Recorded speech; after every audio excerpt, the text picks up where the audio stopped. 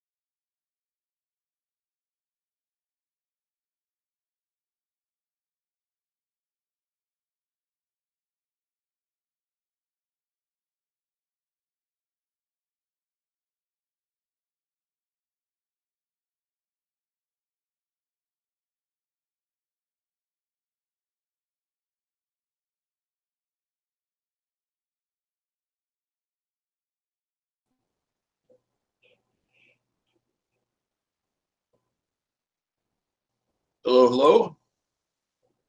If my microphone's working.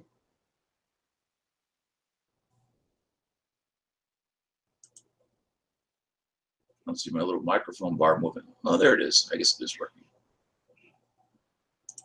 It's a Saturday afternoon. Here I sit all by myself, talking to myself over the internet to a group of zero. Oh, I gotta get that. Maybe. Let's see what it is. It's good old mom. I gotta get that. Just a moment. Hello. I'm doing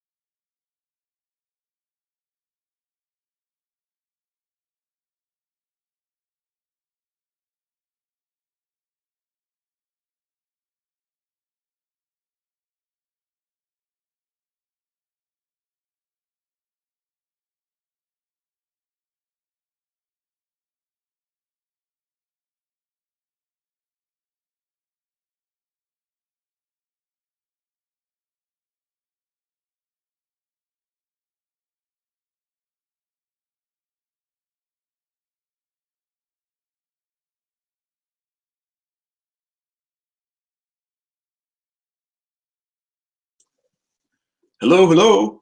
I'm back.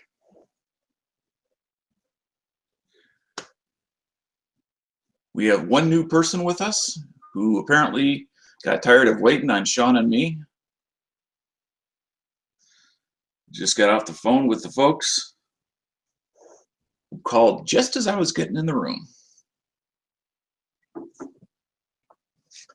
So I'll go ahead and leave my mic on here for a few minutes, so at least if either Harry or Mr. Ponnery walk by their computer, they might hear me yapping.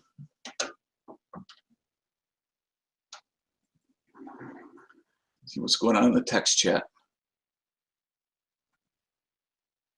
Let's see. All right, stainless media.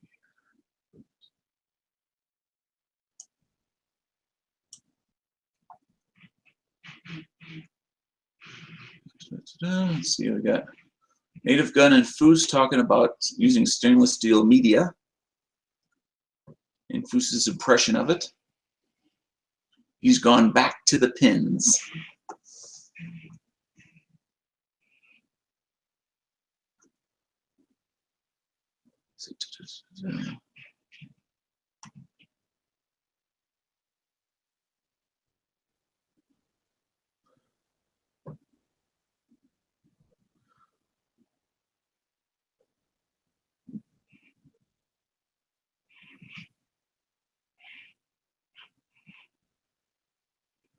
Oh, I didn't know Robbie was potentially getting going to get a Grandmaster level potentially.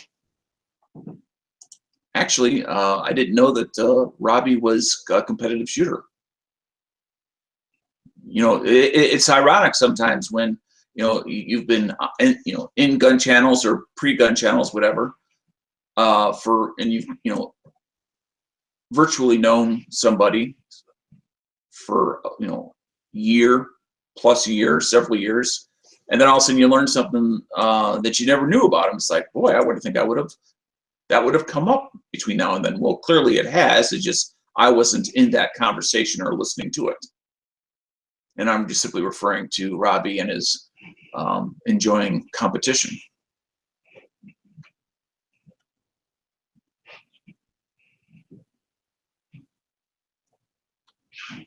And I still can't seem to drag either Mr. Ponnery or Harry, who are sitting here.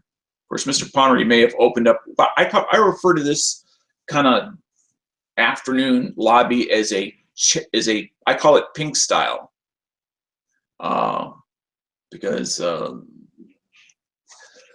gun channels, the member Pink, every evening, pretty much every evening, opens up unmoderated chats, meaning that the person who's hosting it is not actually there. They just simply have their icon up there. It's kind of freestyle. And now we have someone else joining us. Yo. Yo. Yo. Yo, yo, yo. Yo, yo, yo, yo, yo. What's up? Oh, not too much. I just thought I'd stop by and see if I could shake the tree and see if any nuts or apples would shake loose. Is that the right context? Well, I'm not sure. I'm not sure either, but you know what? We're just going to roll with it. All right. But I haven't heard anything from Mr. Ponnery. When I first jumped in the room, like within 30 seconds, I got a call from my folks. So I had to hit pause on the microphone, take the call. And then I came back in here, and then all of a sudden I saw Harry had joined us. But he apparently had gone AFK for a while. So then it was just me. Yeah. So I just started yapping to myself, basically so that if either Ponnery or Harry walked by their computers and say, hey, somebody's talking, that I might be able to lure them in. Sean may be at work, so he can't answer. That's true, but it wouldn't because be he does have to first work a lot of the weekends. Yeah, but it wouldn't be the first time that he may have, especially like text in the side chat. I'm at work, I can't talk. That sort of thing. Yeah, but that's provided he's not making clocks or something. True. Is then at that point he's got his hands full already.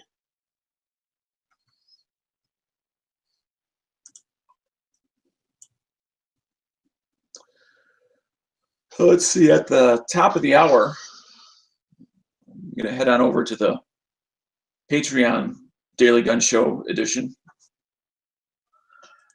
When can I get another invite to the Daily Gun Show? Just ask. I'm just a associate host.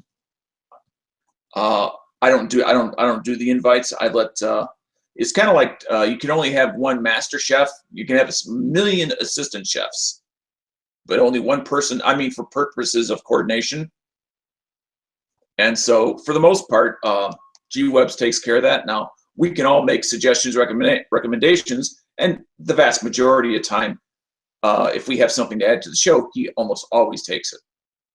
Yeah. Maybe not necessarily in that show. I mean, you have something specific you want to talk about, or?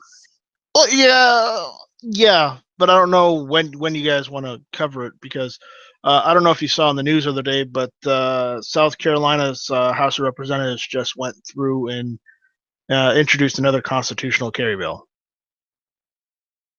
Okay, so you want to talk about South Carolina, the upcoming bills?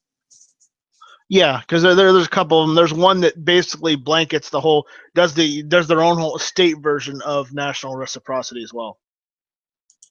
Okay, That's going through too.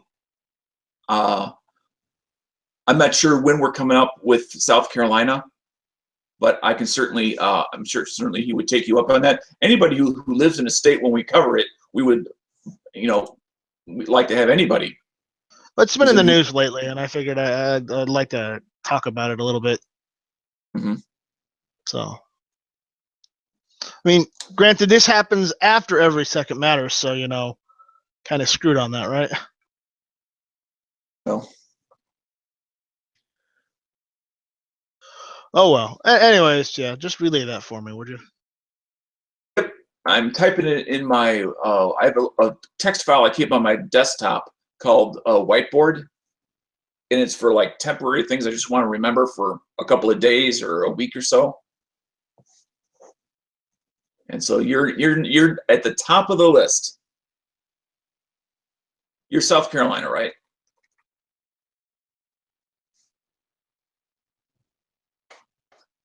Hello? Yes. Oh, okay.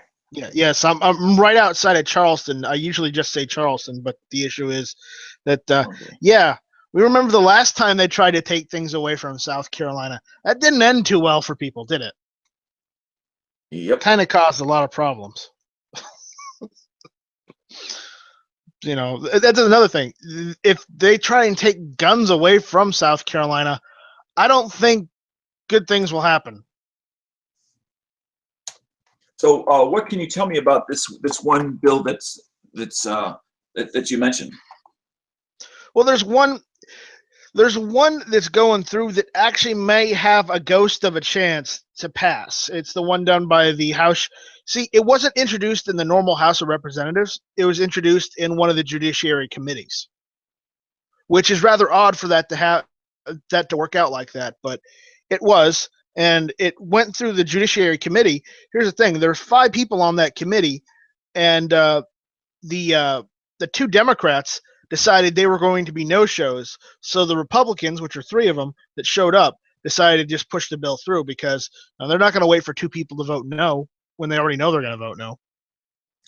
So, at least in your state, if a bill can be introduced through a committee rather than through an open house, because usually bills are introduced and then go to a committee and then come out of the committee either eligible for a vote or not eligible for a vote. But since that one was started in a committee, does it have to go to its own separate committee, or is it already pre-approved?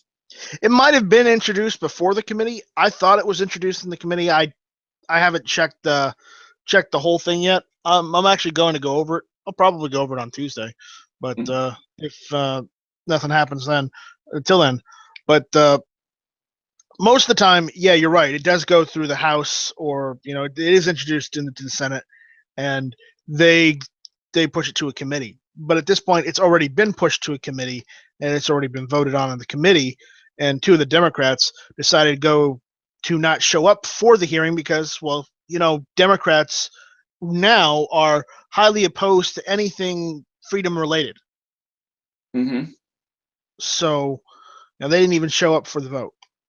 So it got voted on, and the Republicans said, "Yeah, this seems good. Let's send it right on through." You know what? I'd always liked to find out when I hear that somebody didn't show up, regardless of whether it's Republican or Democrat, whether it's on the state or federal level, is did they report to work that day and just look? Because a lot of times their offices are often in the same building or just down the block. Yeah, I got pissed off last year because we had a constitutional carry bill that was trying to get through. It was pretty much just a permitless carry bill.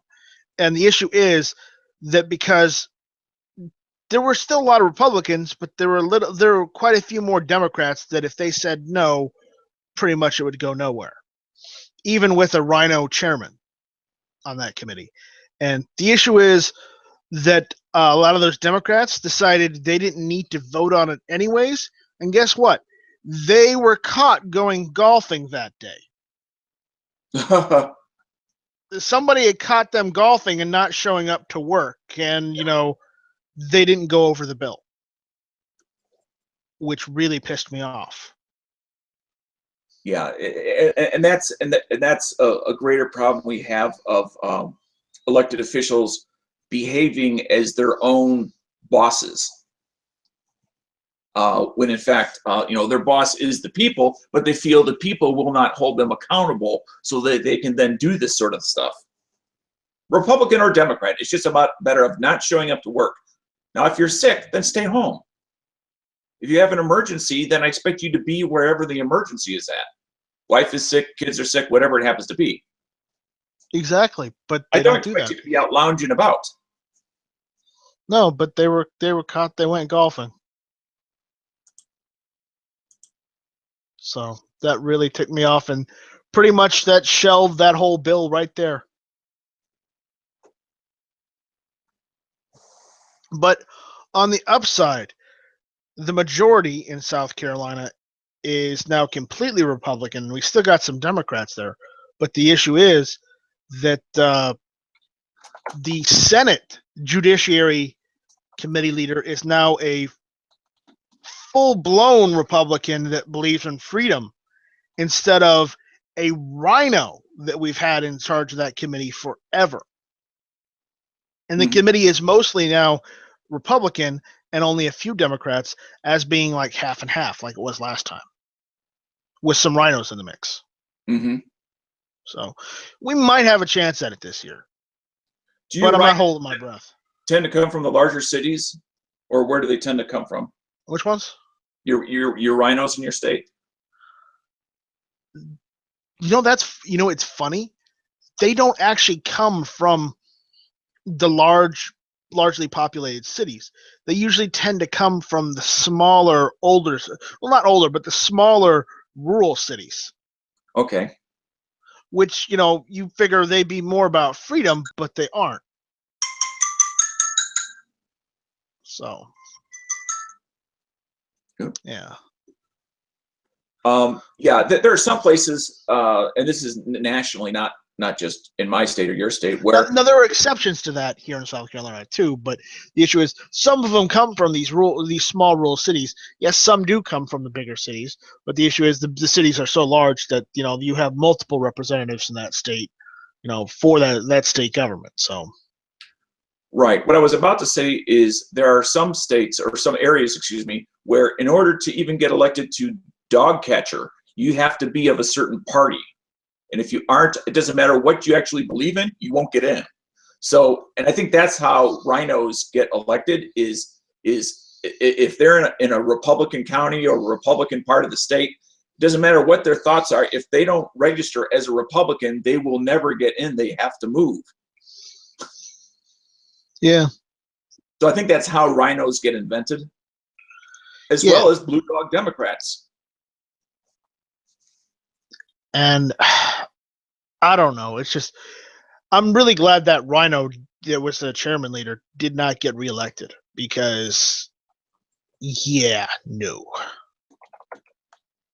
He said he was a Republican. He said he was for the Second Amendment and the Constitution. But when it came to, open carry bills or, constitutional carry bills, his words were, he's always afraid of these criminals going around wearing guns and openly brandishing guns and not getting, arrested for it instead of, the people. Right. He was more concerned about the criminals than the people. Yeah, I've seen more politicians, and the best example is Obama come out and say, "I believe in the Constitution," and blah blah blah, and then include and come out and say, "I believe in the people's right to the Second Amendment," and yet they do what they do. Yeah, he says I believe in the people's right to the Second Amendment. I just don't want them carrying. Yeah. Yeah, and it's just well, then you don't believe in the Second Amendment, because if you read the Second Amendment, the right to bear arms, and the definition of bear means to carry. Right, and it's that interpretation of not so much bear as it is to who it applies to. They believe that it only applies to the militia, and they define the militia as the National Guard and Reserve and active duty.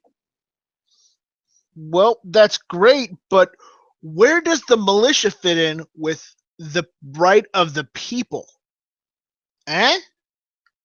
Right. They don't believe that the militia has ever equaled the people. Well, and that's where the difference in philosophy on that comes into play. The militia is the people, but the militia wasn't the statement. It wasn't the factoring statement in the Second Amendment. The factoring statement is the right of the people, not the militia, to keep means own and bear arms, which is carry. And by the way, Harry, I didn't know you were actually voyeuring from the background there, but that's fine. I was carrying on. I just thought you were AFK.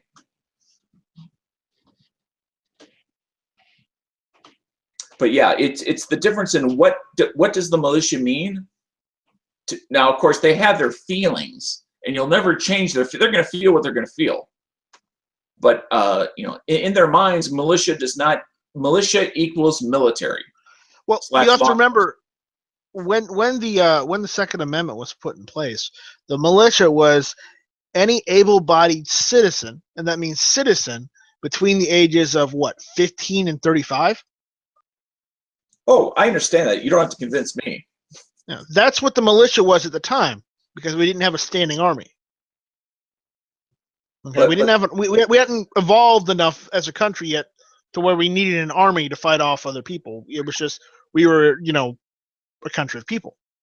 But that was set in place for the people, not a military, not a National Guard, for the people. Because otherwise it wouldn't say the right of the people, of course.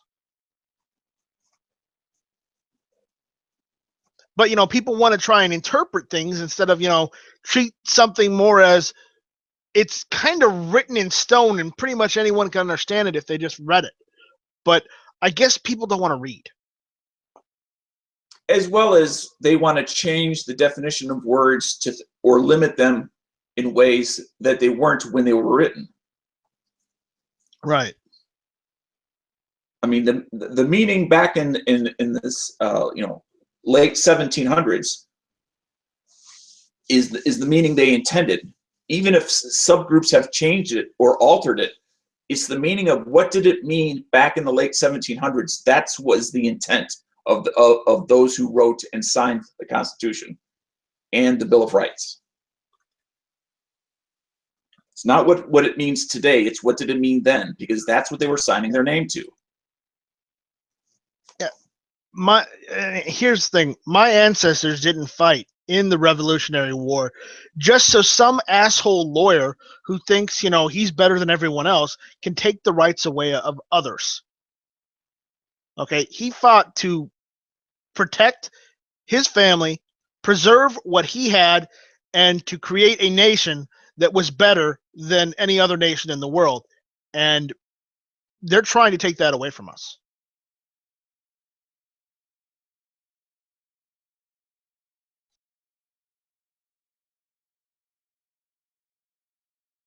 So I'm sorry, I got a little carried away there. No, I'm having computer issues. Okay. If you can hear me. Yeah, I can hear you. Just don't mute yourself, and then I can hear you.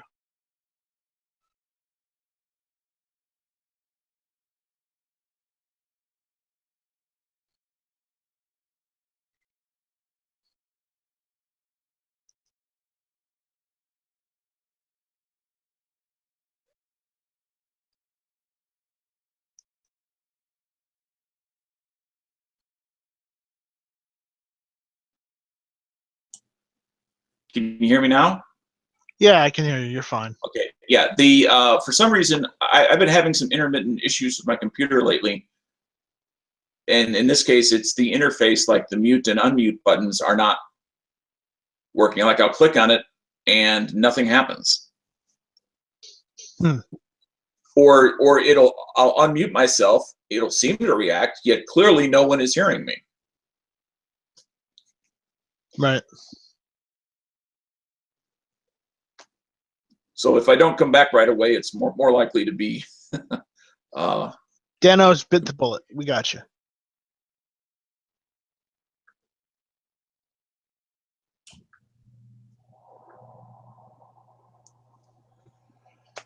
So I got a little carried away there, and I'm sorry about that. That's what the lobby's for. It's just, I believe in the Bill of Rights, not just one or two of them.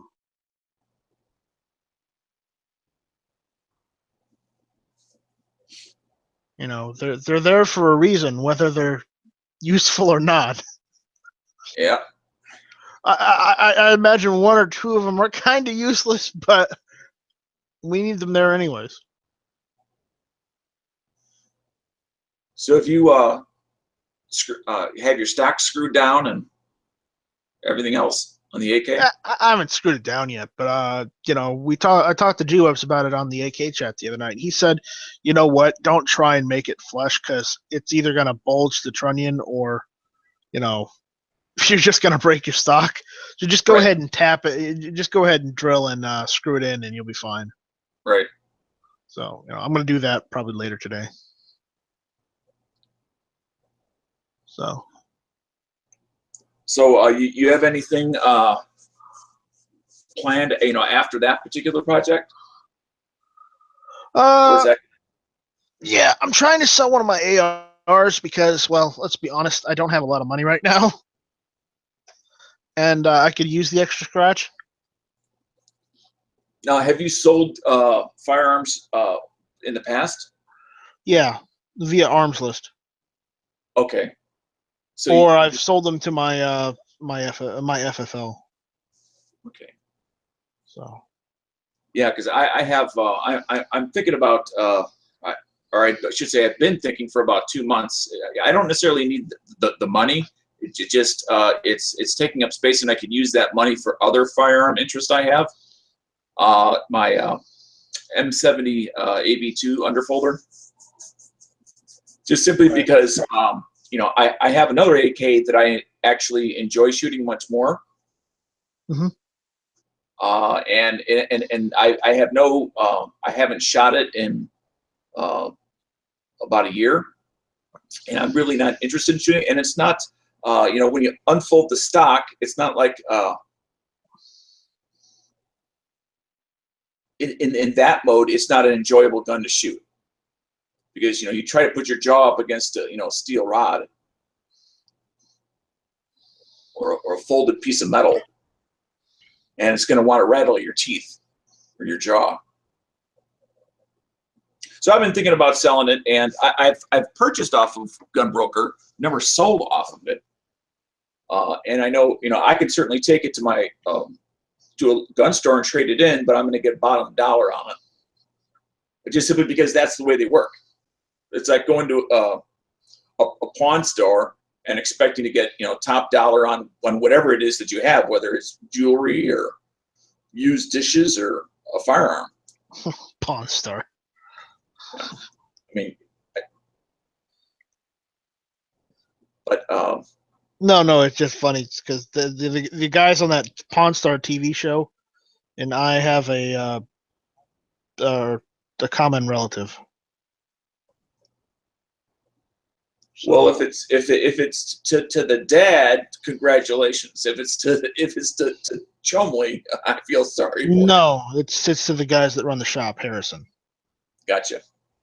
Yeah, because they're distantly related to Benjamin Harrison, as am I. So, Mm-hmm. yeah. Though, whereas I think where the father said that they're a nephew, they're related to a nephew of him. I'm actually blood related to him, a cousin. So, Gotcha.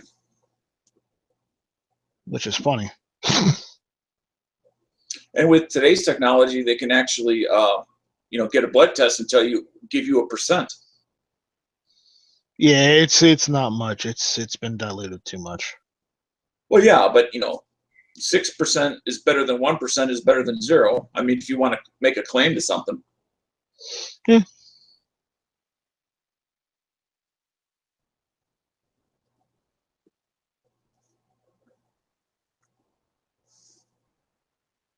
So, anyways, but I think of like something similar to that.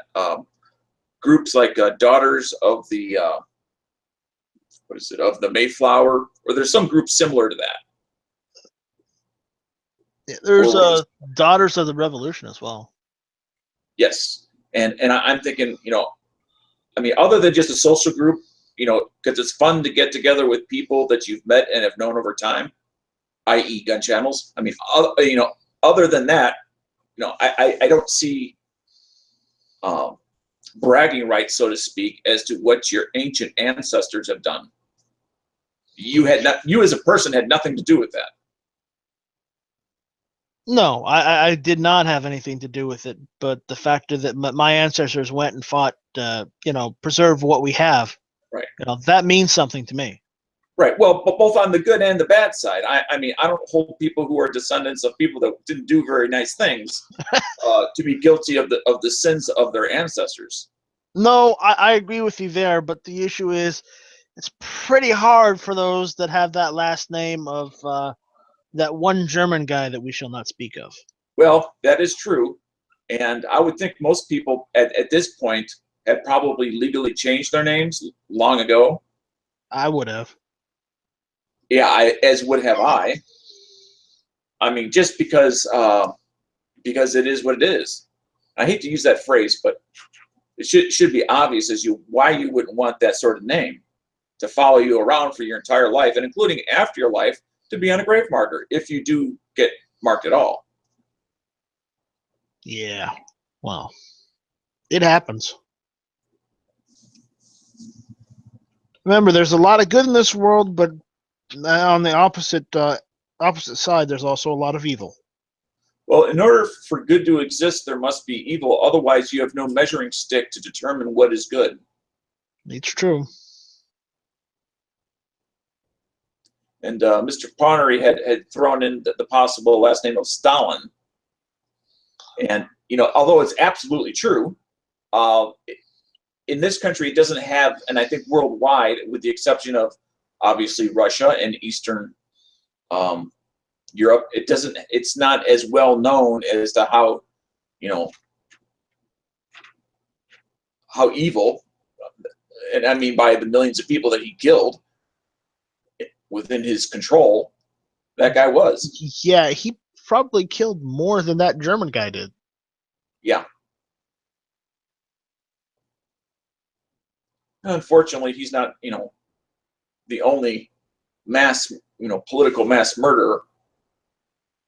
No, it's always happened. It's happened by countries just because they thought they could do that to other people. Yeah. It's like, just look at World War I with the Ottomans. They thought that they could literally just cause the genocide of the Armenians and get away with it. Yep. And the gypsies have always been a group that's been terrorized by others. Well, some of that's their own fault, though. Well, but you cannot control when or where you are born. And if you're born into that culture, and that culture has a way of sealing itself off from the outside, then that's all you know. And that's because you can only know what you're exposed to. And if you're not exposed to new ideas or ways of thinking,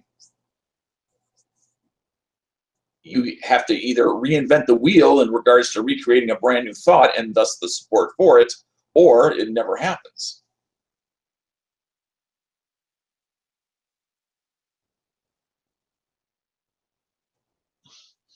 And Sean is typing in the side. And Sean, all I have to say to you is take another cholesterol pill and shut up.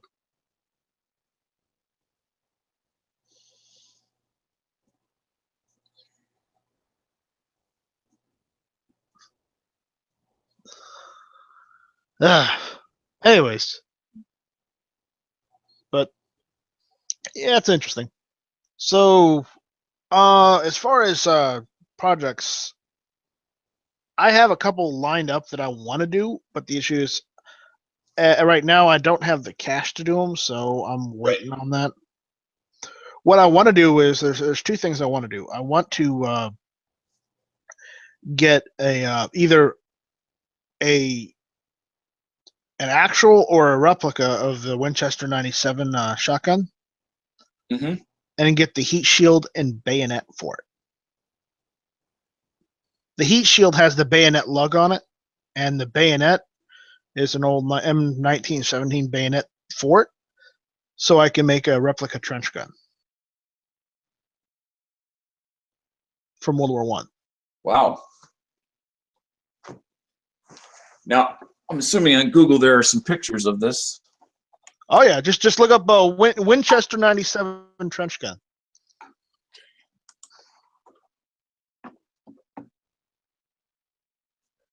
Gotta wait for my little chug-a-lug computer to go. Winchester 97 trench gun. Images. Okay. Well, that's a long bayonet. Just think of how long that bayonet would be on that shotgun. You'd literally have a spear right there. Yeah. Well, it's almost to the point. Well, I'm sure it is to the point. On many people, especially back then, I would think that it would be poking out the back side of the guy. But remember, I like bayonets, and I like bayonets on rifles, and to a lesser degree, bayonets on shotguns too, if they're designed for it. Mm-hmm. And this one model of shotgun, granted, they used other models other than the Winchester 97, of course. So, if I could get a replica of, or a reproduction, not replica, a working reproduction of another one of the ones that could take the same heat shield, then I'll go for it. Mm-hmm. Just because I want a trench gun and I want to use that bayonet, because look at the size of that thing. Doesn't that look cool? It's definitely, it almost looks like, if I were to imagine, a Western style gun crossover with modern times, and that's what the bayonet reminds me of, is because of the shape of it.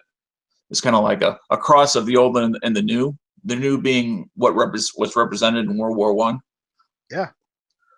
Also remember, guess who designed the 97 Winchester? I do not know. You do know. I don't think it was G-Webs. it was not G-Webs. You may have seen his other designs. Cough, cough. The high power. Cough, cough. Mr. The 1911. So yes. Mr. Browning had a finger in that? He had a finger in it. He was the designer. Well, that's Maybe both hands is a better way to phrase it. He had both hands in that one.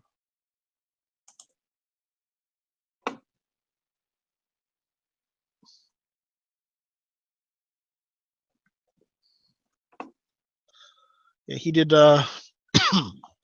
He did the '97 Winchester shotgun. What else he did?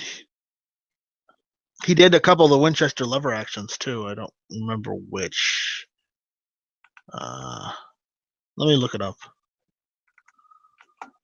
He did the '92 Winchester, the '94, the '95, and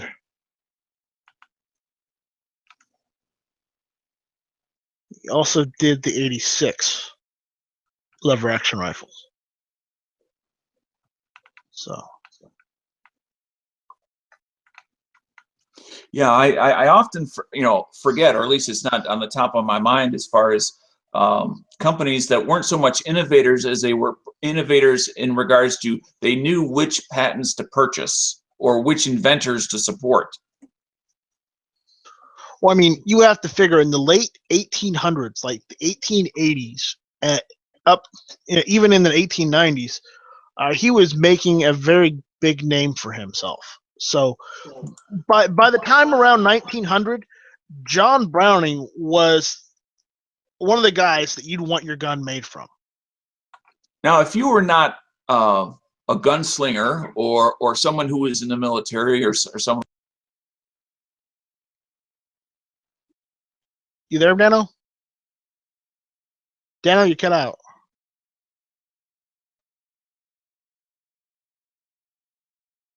You cut out, Dano. I can't hear you.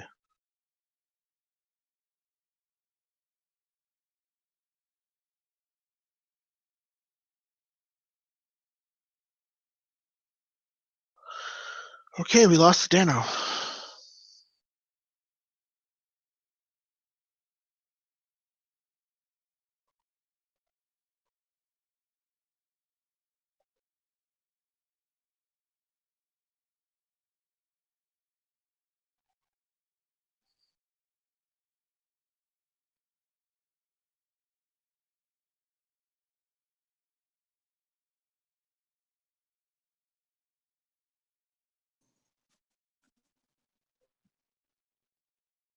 You back? Can you hear me? Yes. What happened? Unplugged the cord? No, they just issues with the computer. It just does this randomly. Okay. You were talking about the gun and the designers and whatnot. Do you think Brown, during the late 1800s, at least, as he is today, to those in the shooting sports at that time? Back then, clay shooting and is what it was all clay about. shooting was a big thing, and when it came to like the early 1900s, when he released the Browning Auto 5, that was primarily just for foul hunting and I would say to a lesser degree clay shooting too. Just because of the factor that, remember, it was a semi-auto shotgun. Right. Hey, Bob. Yo. Were you going to join in on the Patreon Daily Gun Show thing today? Yeah, I planned on it. Okay, yeah, because I was just looking over at G-Webs has not posted the link yet that I can find. Yeah, I couldn't find it either. But Over at he might be later. Oh, okay. So Bob, what were you saying about it? This thing? Which one is that? Oh, is that the 1917? You bet. So you agree with my choice of making a trench gun replica, right? Oh, heck yeah. Okay. And those shotguns were slam fires too, eh? Yeah. So you can just hold the trigger and just pump it and you're good. Yep. Yeah, very cool. Could you hold up that firearm again so I can see it better? It wasn't a firearm, it was the bayonet. He has the bayonet. I thought it was the whole thing. No, it's just I put this on my M14. It just looks like a Gotcha. It's hard to get in the camera. There you go, right there. There you go. Now, otherwise, it looks good now. Yeah. And this one's sharp too.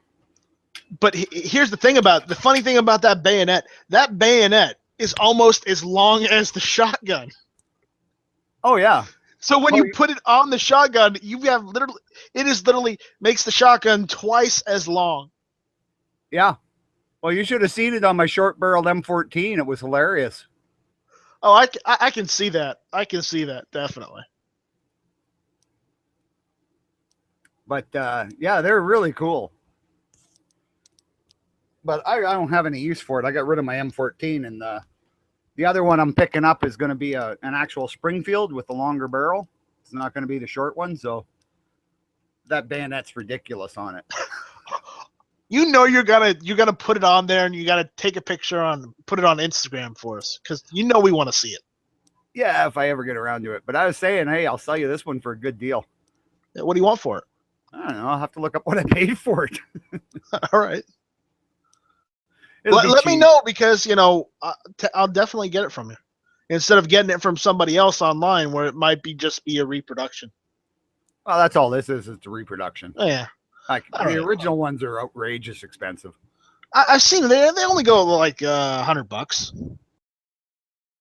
Yeah, that's expensive to me. It is expensive to me too. Yeah. So I'm gonna guess you probably paid what, $40-$50 for that. If that, yeah. I think it might have been less than that. Like I say, I have to look up what I paid for it, but I don't think it was that much. All right. Well, But sure, it is decent steel. Like, it takes a good edge. I'll get it off you if you're willing to sell it. Oh yeah. Yeah, you can shave with it. It's that sharp. Well, I'm not gonna shave with a bayonet. I use a regular straight edge razor for that. Ah, pussy. I said straight edge. Hey, you got to use a straight edge, man, and no, like, you got to do it dry. That's the only way a man does it. Just ask Oh, Tex right. Grubner. Right.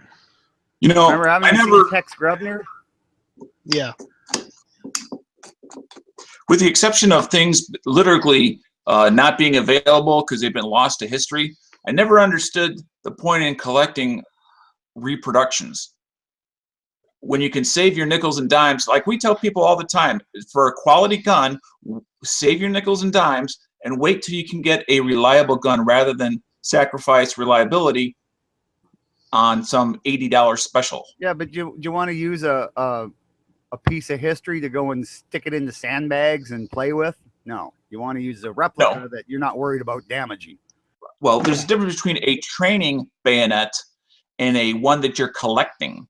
There's no point in unless you're collecting training bayonets. I think he said he was so much collecting it as he wants to put it on a shotgun and play with it. Yeah, I want to use it as like a range toy / go out there, do fill a couple sandbags in the backyard and just do World War I trench tactics. Okay, well that's different then. Then that's why you want the replicas for sure. Yeah. And, Well, and yeah. like I say, these ones are decent quality. This one I got's decent quality. It's fairly good I'm steel. looking, and all the 97s I can find right now are either the Cimarron or the IAC Hawk replicas of the 97. I can't find an actual 97 around, so I'm probably going to go with one of those replicas. So at this point, even if I do put, I'm probably going to get one of those replica shields, because they're like, I found a place that sells them for like $99. So all in all, I'll probably get the whole thing together for like maybe $600, $700. What kind of shield are you referring to? The heat shield that has the bayonet. Oh, on it. the heat shield. The Okay, I bayonet thought lug. you meant like Yeah, no. those shotguns are cheap. I've seen them for like $200. The real ones. Yeah, but you've seen them over in like Canada. Well, yeah, because we got thousands of those things. They were really popular here. Yeah. Any chance we can get some of those back? Yeah, I don't know. Not with the government we got now. Oh shit, man! They put together a new group of people to decide which guns are legal and which ones aren't, and like 2/3 of the group belongs to the anti-gun coalition. just like, oh no. No. What I'm saying is getting a bunch of those shotguns as a business and re-importing them back into the United States. That should be doable because they were made in the States. So I mean, you know. Yeah, and that's what I'm saying. You know, maybe we can get some of those back. And I'll tell you what. I bet those assholes in your government would say, "Oh, you want to take those back to the United States? Go for it. We don't have to deal with them again." Yeah, well, unfortunately, those shotguns would be those ones they probably won't touch because they're a pump action, eh? Right. They don't care. So it might be hard to get Canadians to give them up. Yeah, right. A reimportation of Winchester 97s. Oh boy, that'd be an idea to do. Yeah, that would be. Although if you want a knockoff, a bad knockoff, but a reliable one, you always buy my Mossberg 500. That's not the same. Doesn't slam fire. It doesn't slam fire. I want one that slams fires because then it's authentic. Well, I think you can modify it so that it might. Well, I know how to do that. I don't want to because then you avoid the Mossberg warranty. Oh, you want to hear something cool about those 97s? You can get them in takedowns. Really? Yeah. There's an issue. There's a thought. Oh man, think about how handy that would be. You can take them down. It takes down right at the barrel where the barrel goes into the receiver, and it's just like a quarter turn kind of thing, almost like a Ruger 1022 kind of thing. Well, almost. It's a little different, but yeah, it's really easy to take them apart. And yeah, then you got something you can throw in your backpack along with your bayonet. Yeah, you literally take it down into two parts. Yep. Oh yeah, it's just, and just imagine, right? Extended magazine. You got what, 8 rounds, 9 rounds, and plus the bayonet on it. Perfect for the zombie apocalypse.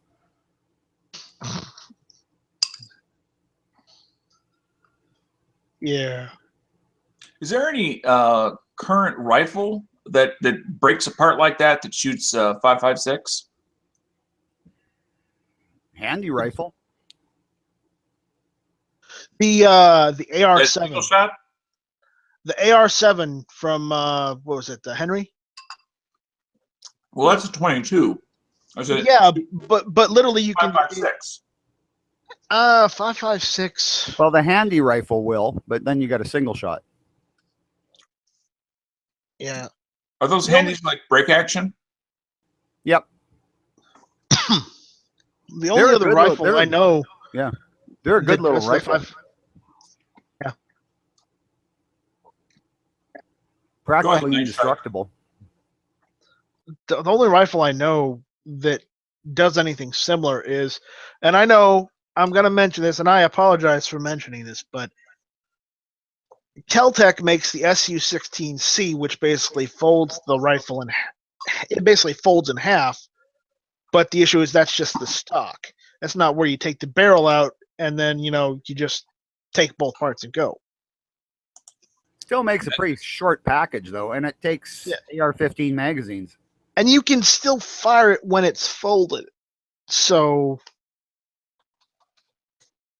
I mean, but that's the only thing similar that I've seen so far. There might be something out there that I haven't seen that does exactly what we're talking about right now, and I'm just oblivious to it.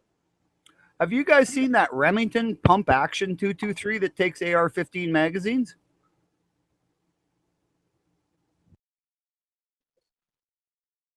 Say that again, Bob. Remington makes a 223 pump action rifle that takes AR-15 magazines. No, I've not seen one. I think I heard about one, but I've never actually seen one. Is that the 7615P? I'm not sure of the number designation. I know they're super popular in Australia. I think that's the 7615P because that's the only pump action Remington I know of. Could be, but that would be something I'd consider looking at. Because that's a nice alternative. I could still use AR-15 pistol mags in it. They also do 7600P, which is in 308. Yeah, I've got a 740, which is a 30-06, but it's it's the semi-automatic version of that rifle. Well, no, I mean the pump action one. They do a pump action in 308 as well. Oh yeah, they do one in 30-06. Yeah, you like the seven. There was the 740s and the 760s, I guess, and then they went 742, 762 kind of thing. And yeah, one was always a semi-auto and one was always a pump, but they use the same magazines. And I believe G-Web's just posted live the Daily Gun Show, so you guys, I think, are late. Well, we can't be late if we're not there. We are the show. Actually, I just was looking at Slick Guns on that Keltec SU-16. You want the C, the SU-16C. Yeah, 16C. They're running just over $500. Yeah, I think that's a little too much for them, for what they do.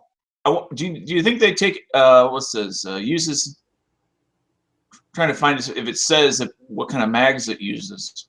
It uses AR-15 mags. Oh, well, that's an upside. I've seen reviews on it. It uses AR-15 mags. You can also use a smaller, 5 or 10 round mag and throw it in there, and you'll be just as fine. Right. Yeah, it's not a bad little gun from what I've heard. It's kind of cheap and chitsy, but it seems to function fine. You mean the plastic parts like in the trigger group, or what do you mean? Plastic frame. Yeah, plastic furniture. Yeah. Like handguard that folds out into a bipod and all kinds of goofy shit. Yeah. Well, I'm going to go check out my inbox and see if I got a link yet. And I'll talk to you guys, or you can, I guess I'll be in the show. I'm going to make sure I find that link first before I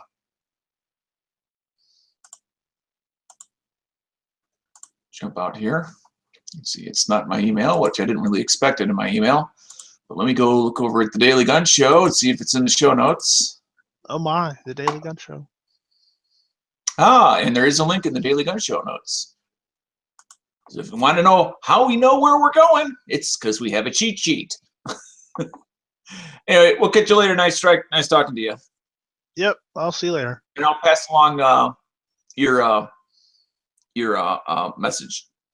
Okay. Yep.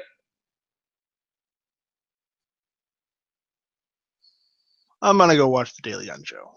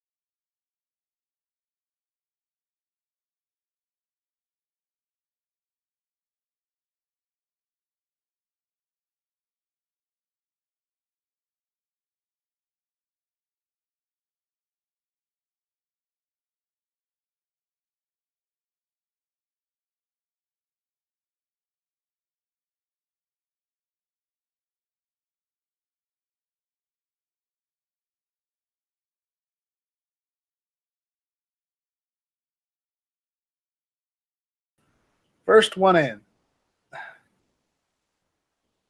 Oh, no, not really, but whatever.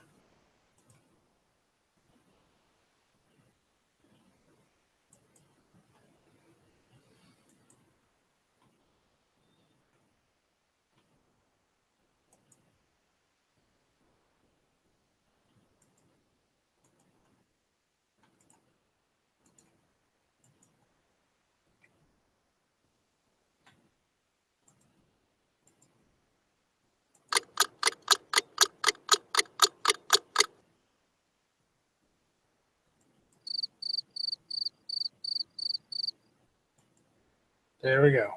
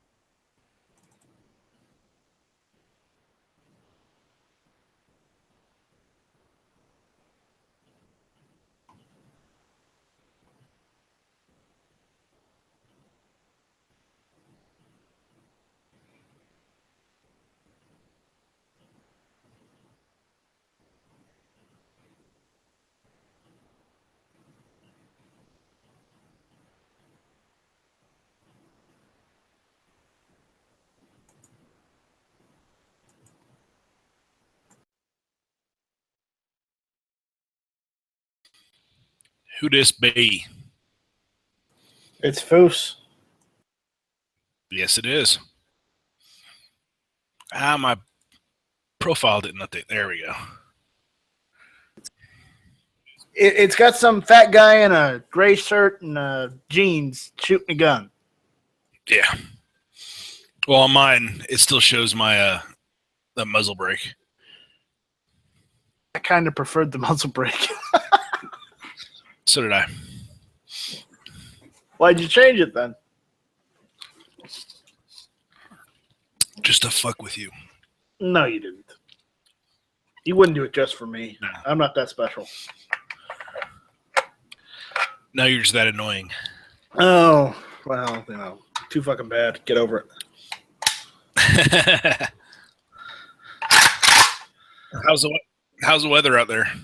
The weather's good. I'm thinking about going out for a few minutes and playing with the AK. Good Okay. deal. Because, it sounds familiar, doesn't it? Vaguely, yes. Vaguely, yes. It sounds like good craftsmanship. Well, I wouldn't go that far. Neither would I. That's why I laughed. But And for the tens of one of you out there that's listening that doesn't know the doesn't background. know the joke is what? Oh, they don't know the background. Yeah, don't know the background. Foose made Oh. this AK for me. Well, not for you. I built it for And sold it to myself, and then I decided to sell it at a later date. Yes. Just let me have it this once, all right? He didn't specifically build it for me. He built it and sold it to me. Mm-hmm.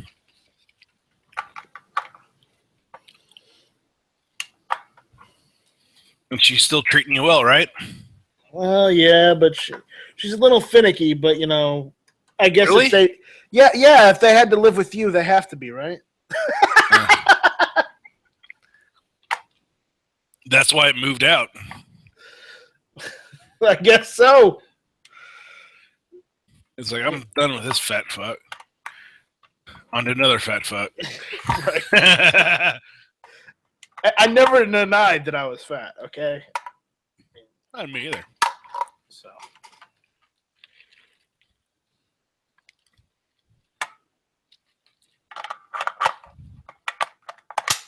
I'm just playing around with the Croatian mag. The one that Travis had a horrible time with his AMD.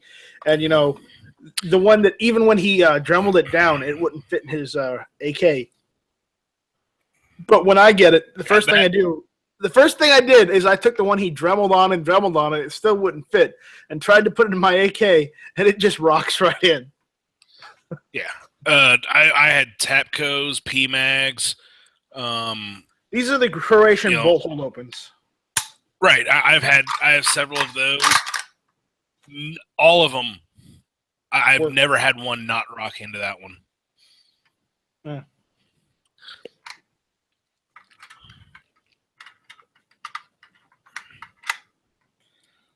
Maybe I should have looked and see where everyone was going. Fuck.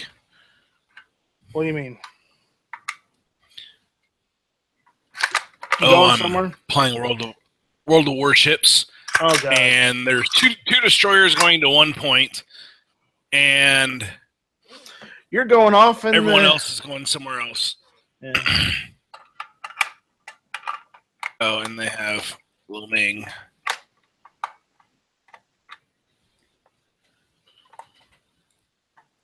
So, yeah, though I think the rifle looks nicer with the comm block furniture on it. Of course.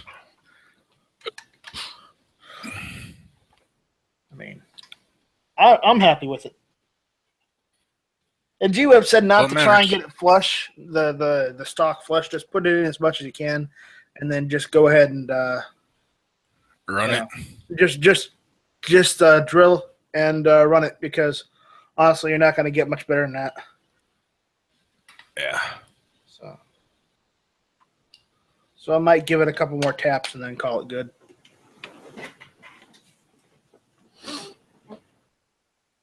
Anyway, so did you go shooting today? No, there's snow on the ground. 2 days ago it was 80 degrees. There's snow on the ground now. And what's the snow you speak of? I've never heard of it. And I'm kidding, of course. I've heard of snow. I've seen snow. Just haven't experienced. Oh, no, that's experienced. I went to high school in Kentucky. I know snow.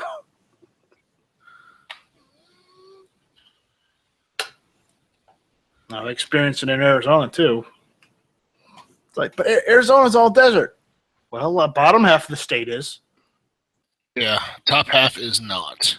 Top half is all fucking mountains. What do you think happens in the mountains? It fucking snows.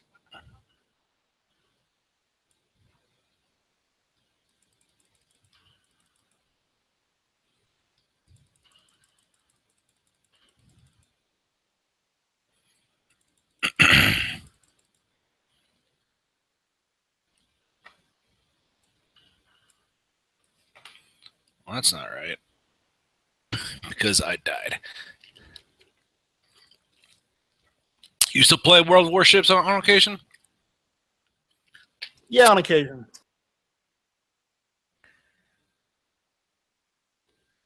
I went ahead and bought a premium membership.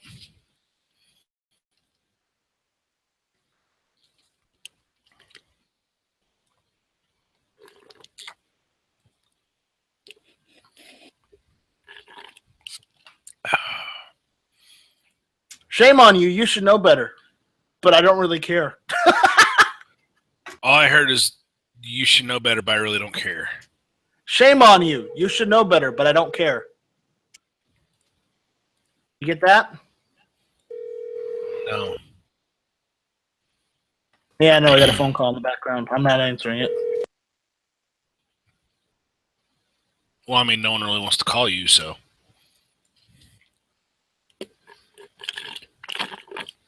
Are you sure it was for you?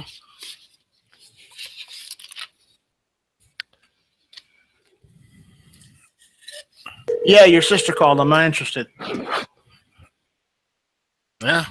If you want to fuck my sister, go right ahead. I was kidding. So was I. I don't have a sister. You'll be waiting a while. Kind of like, well, you should be used to it. What the fuck? There's so many goddamn tier 9s and 10s out here. Son of a bitch.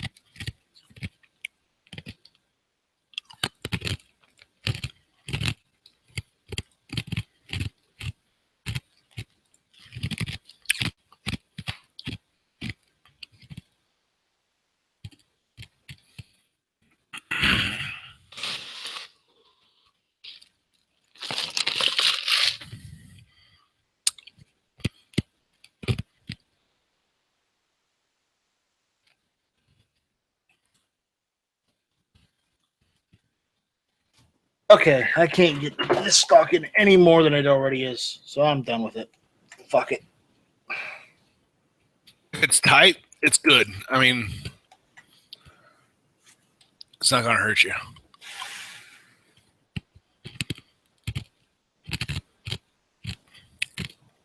Da, rifle is good.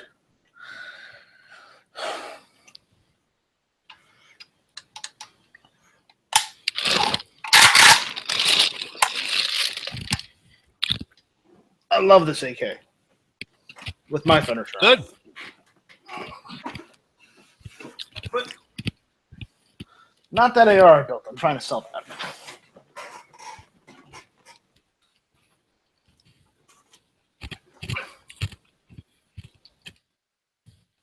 Sean, you're missing it. It's Tanks Day.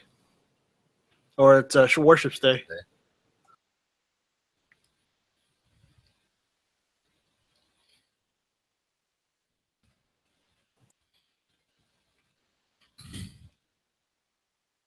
You're doing awful, Foos.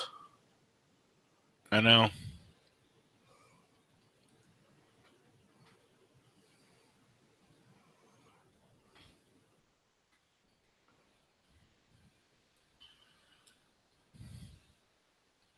What are you in?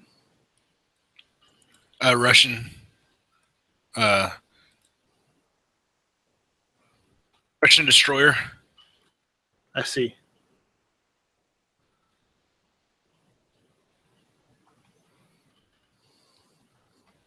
That has 2 turrets. Okay.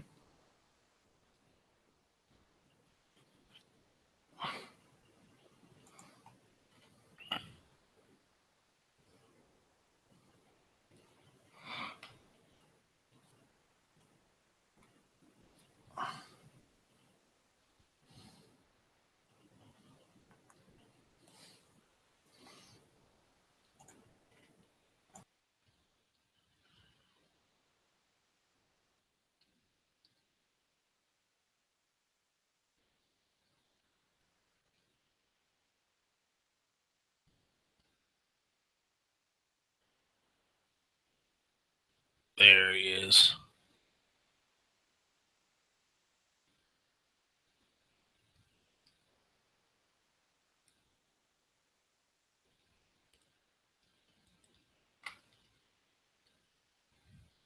I'm pulling out, sir.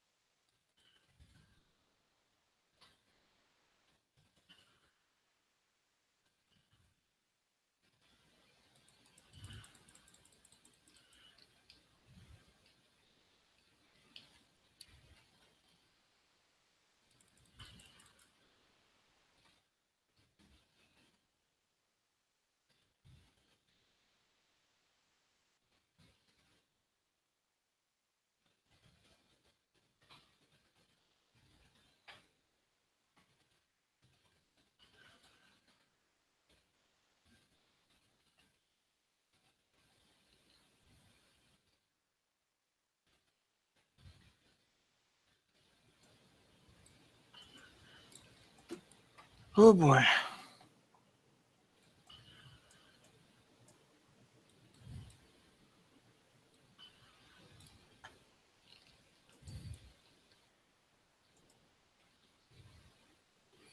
Woohoo! You're winning. I sunk a ship. They don't have any, I have one more destroyer left.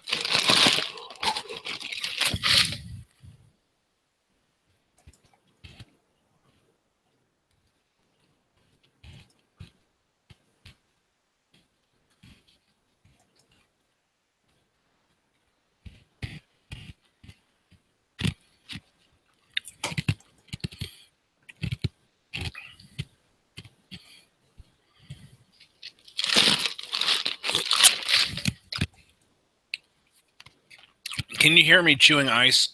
Yes. Sorry. Don't worry about it. I don't care.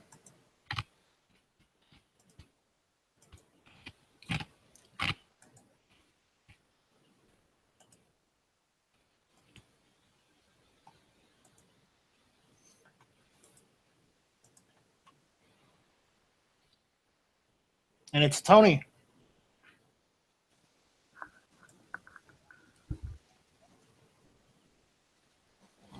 Tony.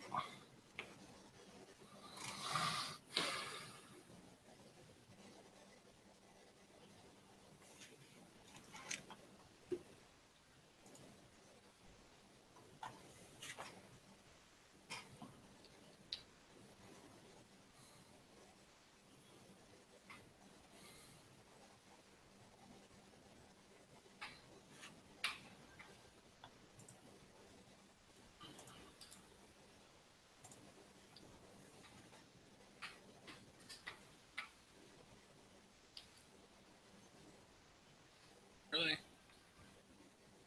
I just bounced off that cruiser.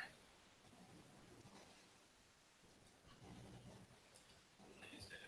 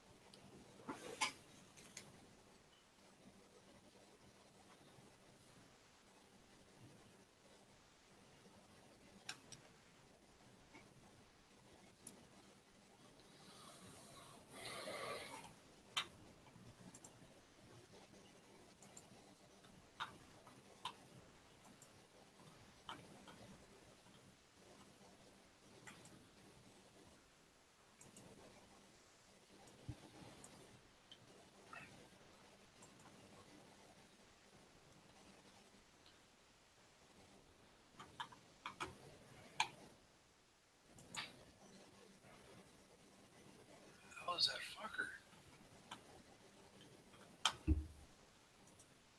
He's on your left. I don't know. You're not screen sharing anymore. Huh? Tony, you there? Yeah, kinda. Good. Says I am. What's going on, Tony? Just trying to get my shit screwed back together from waking up from a nap. I've been awake for an hour or so, but I still just dragging ass. Hmm. Hell, I've been awake 2 hours. That's not good.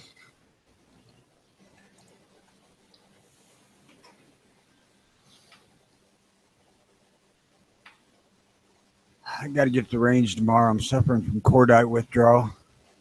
Cordite. Cordite, what are you shooting? 303? I'll never tell.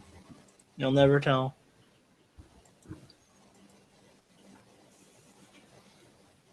Nitrocellulose withdrawal, whichever. Take your pick. Black powder, it all works. Except I don't like cleaning black powder, but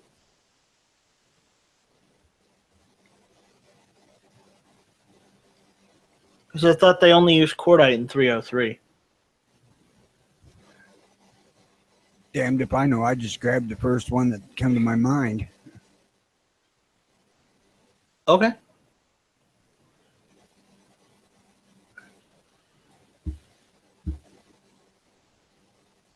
How's things in sunny South Carolina today? It's cold.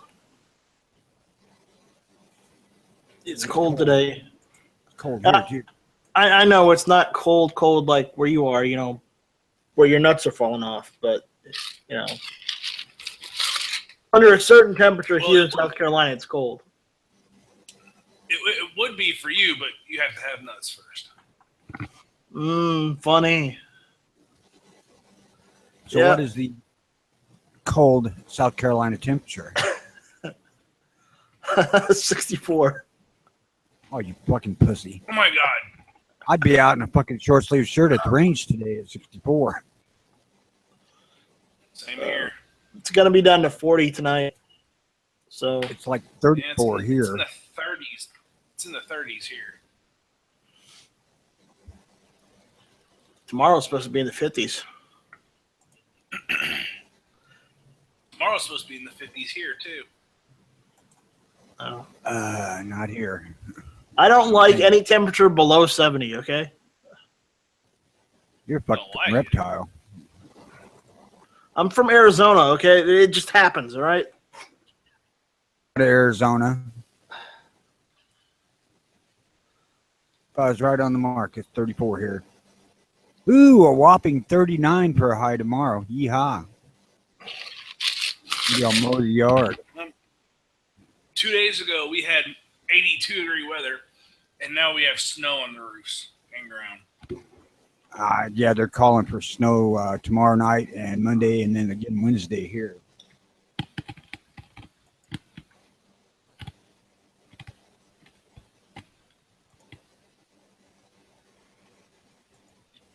But I really ain't going to bitch because we've had a really fantastic friggin' winter.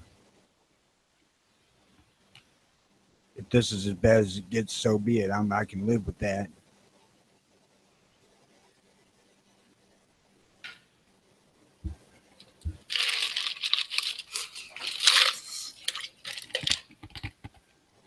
Oh, crapola.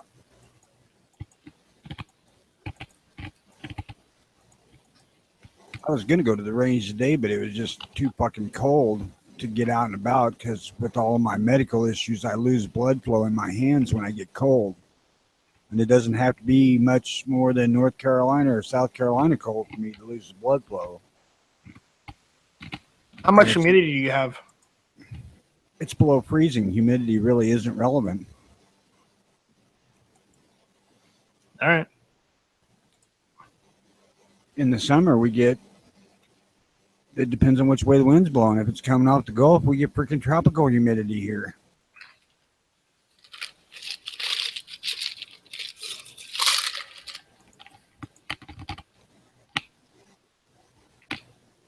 There's not much because I have to humidify the indoor air. Otherwise, I get nosebleeds and shit in the wintertime.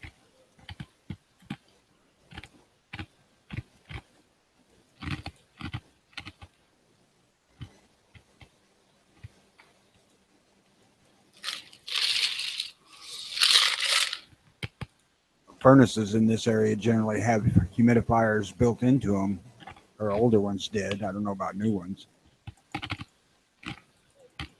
Mine's probably 10 years old and it does. But I don't sit in the house, so it don't matter.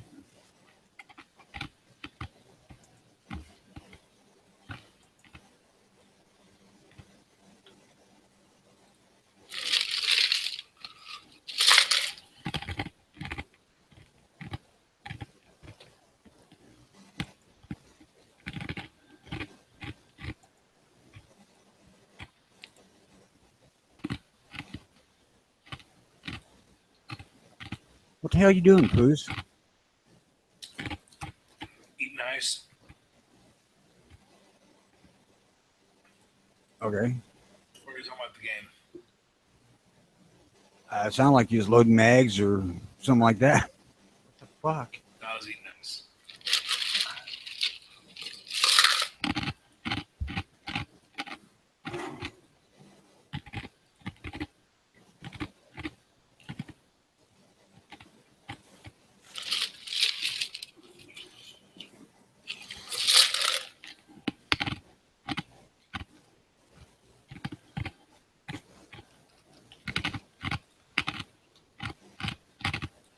I need to get off my dead ass and load some 44 rounds.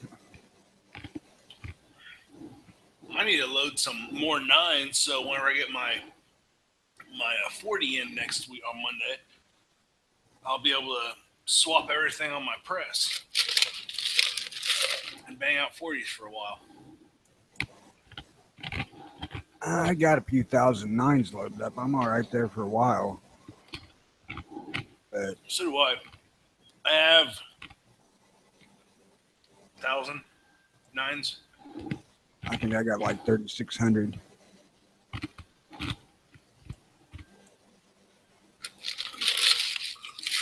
I've got like 150 44 rounds and I need to load some.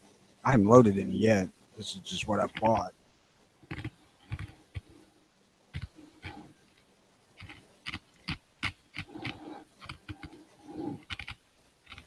Surprisingly enough, I got my freaking bullets yesterday, 2 days early. They scheduled them to be here Tuesday.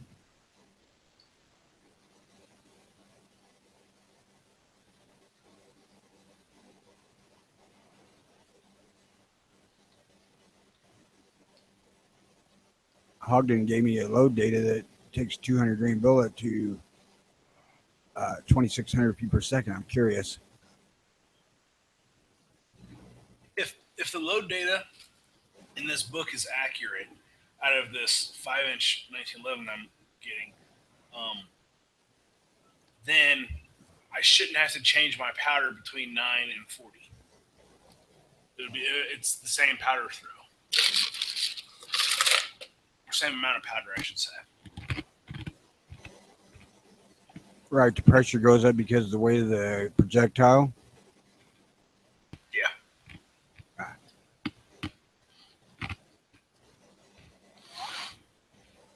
Yeah, they Ogden site said that with Winchester 296 or 297, whatever the hell it is,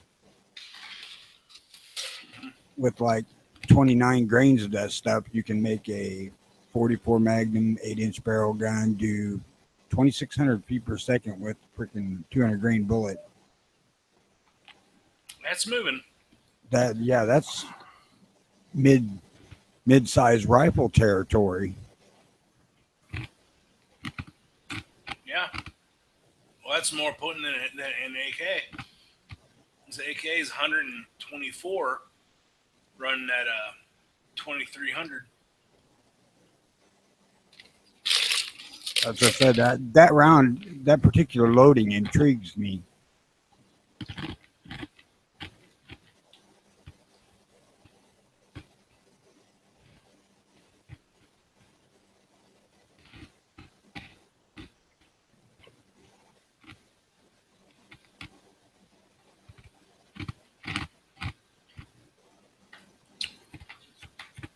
That's almost truly calling the 44 a freaking real hand cannon.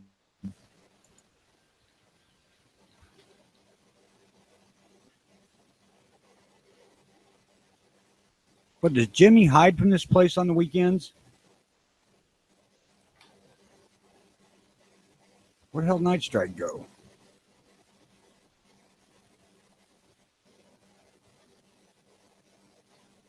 I bought 100 rounds of 44 new brass for $25. That a reasonable deal?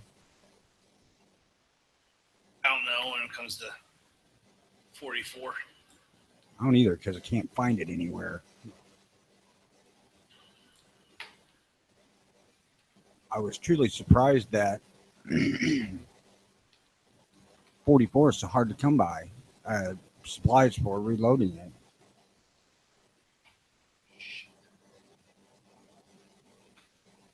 I can find lead cast bullets all damn day long, but I don't want that. I want jacketed because I want the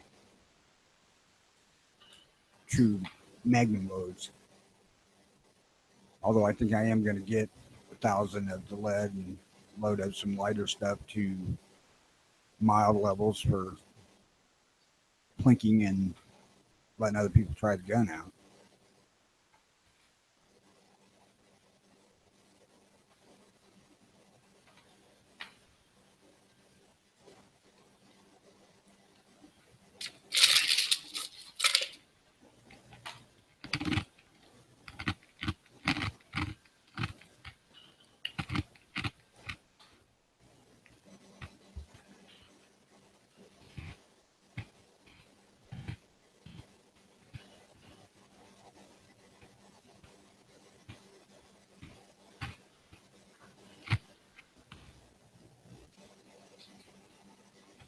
I really wish winter hadn't returned. I got a couple of freaking rifles I need to get outside in, and I would like to try the 44 on 50-yard range instead of 20.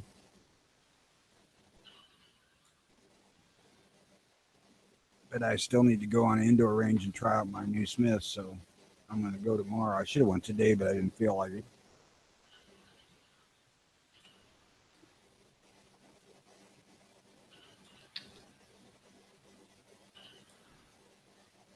I should be a lot more chipper tomorrow because I slept about 11 freaking hours today. I'm wanting to take another nap. I don't normally take a nap, but I also normally sleep 4 or 5 hours a day for a couple of weeks, and then I'll crash out for a day. And today was that day. Gotcha.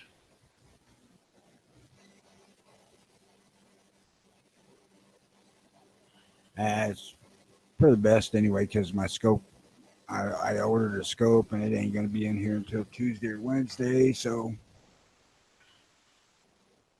Yeah, at first my gun was supposed to be here yesterday, and then it's gonna be here Monday. And if it was here yesterday, I'd be putting some rounds together right now.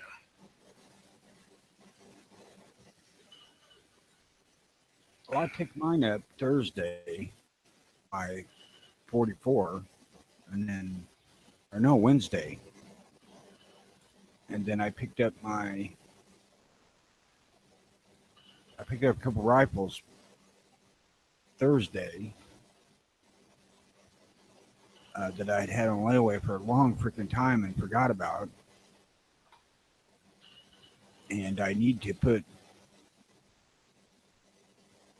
them on paper with scope and see what they are. And the one I'm putting a scope on, because I have two of the same damn gun. I want one with open sights and one with scope.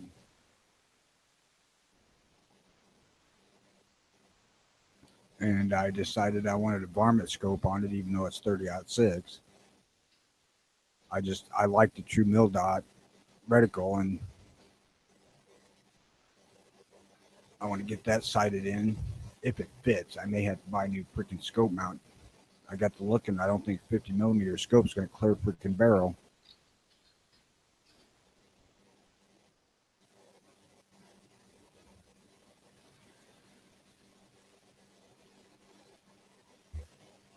And it's an old ass gun, probably from the late 50s, early 60s, and it's got a old ass Weaver mount on it that the base and rings are incorporated with each other, so you can't take the freaking scope rings off. So I'm going to have to probably get another base. I've got rings here, but I'm probably going to have to order a freaking scope base for the son of a gun, and another couple weeks before I get to actually sight it in and see what it's going to do. Then I'll start working up loads for it. Yeah. Good deal. My older one, the 740 I got, it's actually not picky about loads. It likes about anything. Groups really well with everything I put through it. It's just they group in different places. Like round noses group about 4 inches lower than spritzers on the paper, but they still all group really well. And I was really surprised to see that. So I'm hoping this one performs as similar because, you know, like I said, it's just a slightly newer version of the same thing. Oh, I'm dead.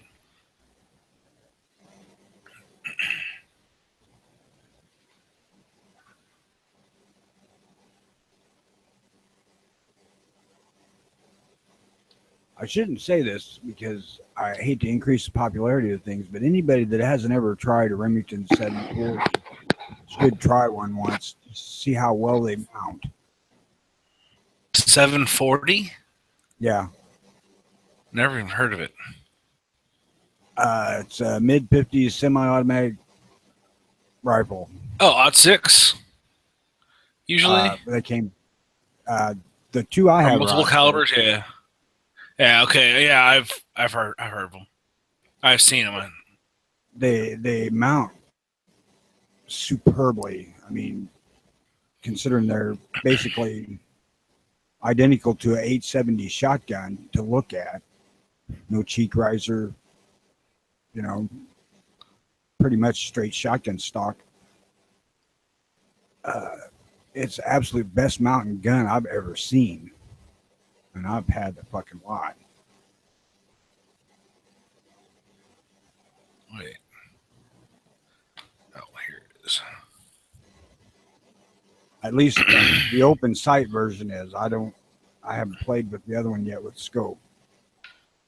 That may be a little different, but we'll see.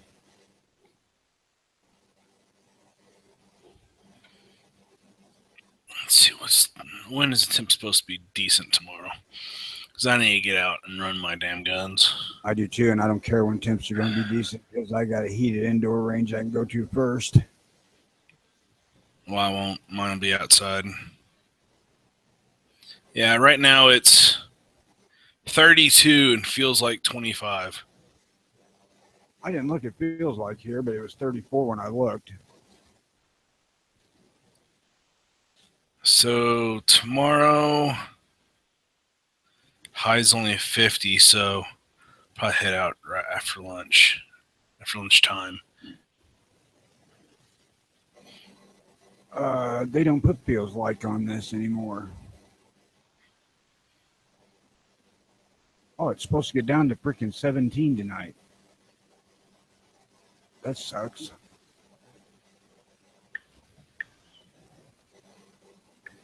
That means I won't be outside at all tomorrow on trying to shoot.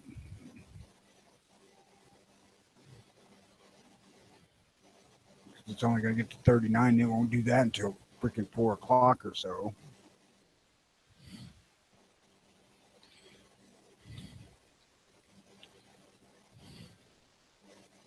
And my outdoor rifle and handgun range is a hole in the ground.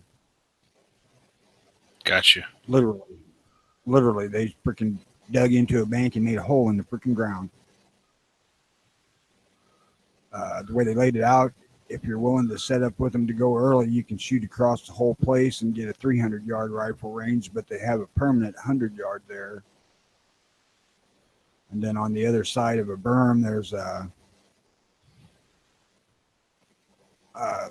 along that same 100-yard length, there's a cowboy action range that faces at a right angle to the rifle and the pistol range. And then the pistol range is half that distance, or maybe 30 yards at most. But if there's nobody on the cowboy action range, you can stretch back and shoot pistols at 50.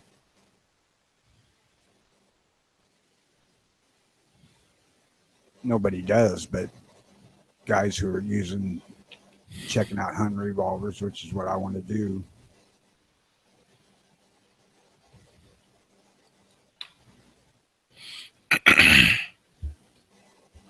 Yeah, most of my guns. I mean, I've hunted with a couple of mine, but I'm not a big hunter. That's the sole purpose of this gun. My wife came to me about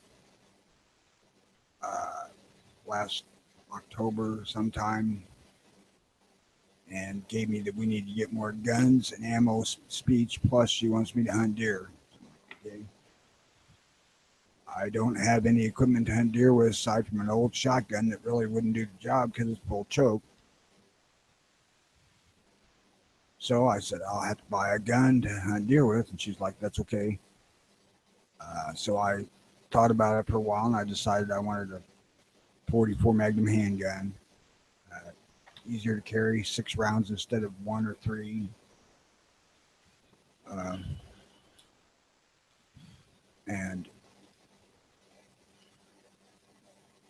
your range is the same or better than a shotgun, unless you have a real rifled shotgun, which is way beyond my money.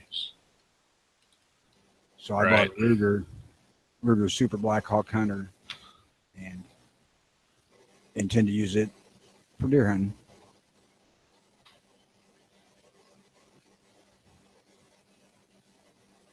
Load up.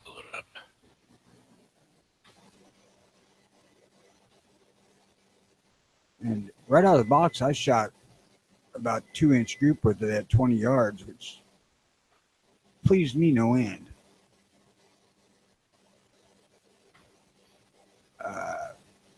The gun seems to be extremely accurate, considering I've never shot one before. If I have, it's been a long damn time since I shot single action like that. And I had real difficulty trying to figure out what to do with my freaking weak hand as far as two-handed gripping the thing, and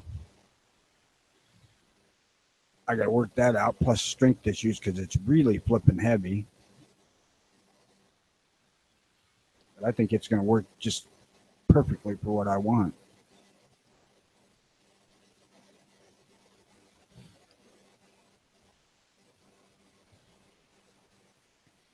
Sean says Jimmy ain't hiding. He got the bullets that he sent him. Okay.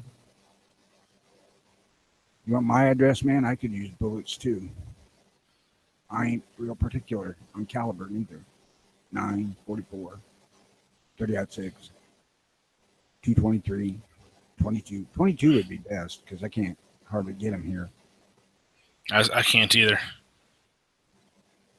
I mean, I've got a few thousand on hand, but I would like to have 10,000.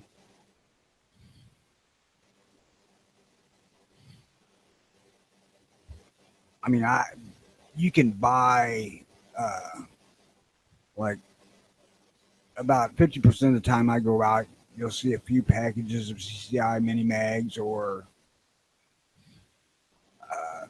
I've even bought a few hundred shorts, CB shorts or CB caps or CCIs, whatever the hell they are. Mm-hmm. But as far as buying a bulk box of 22 ammo just to run through the gun to play, there's nothing.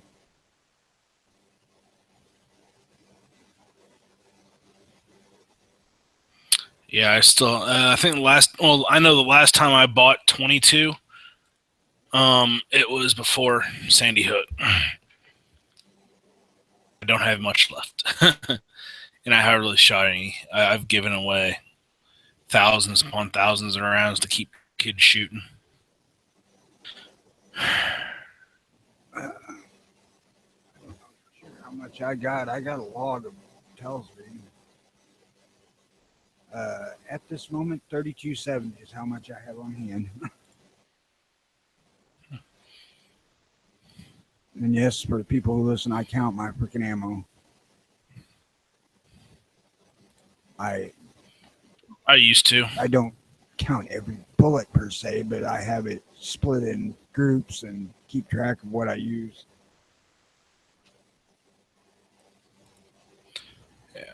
At one time, I went ahead and had counted up all my rounds and stuff like that, and I just have estimates like for the Mosin stuff. I think I'm 2,400. For my 74, I have probably about 12,000.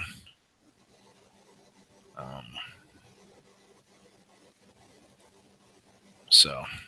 Hell, my issue right now is my ammo cabinet is friggin' packed, and I don't. That's why I put all mine underneath the beds. I don't have much in the way of shotgun ammo at all, and fairly minimal centerfire rifle ammo because hell, I don't shoot them that much. I mean, my 30-06s are going to sub for me in battle situation if I have to, but they're hunting guns. So, a couple hundred rounds is all I keep on hand. Yeah, same here. Like my, let's see, from, Mosin, I already said that. For my Schmidt-Rubin, my K31, I got maybe 700, 600 rounds of that. 7mm Mauser, I have a couple hundred. Mauser, I have to make more up. So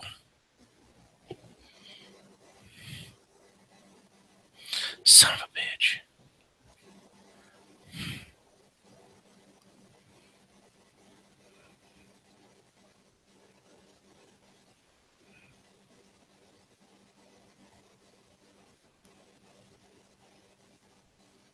I mean, I've got about 330-06 rounds here, but that's by far the most big rifle rounds I got because I like the 30-06 for all-purpose stuff better than anything else.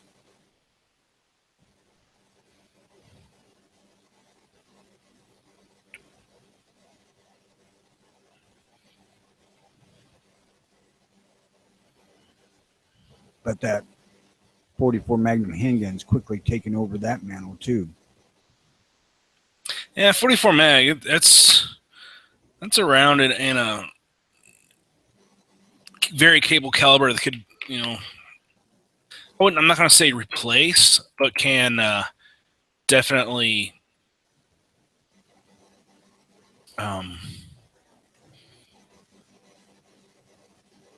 substitute for many rounds. Yeah, I hadn't even considered that until I started looking at some of these loadings that were available for it. It's quite capable.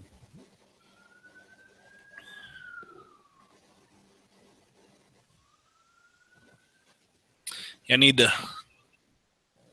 Damn, I can't wait to get this damn gun. One thing is, I'm not gonna be able to shoot it much. I'm gonna have to.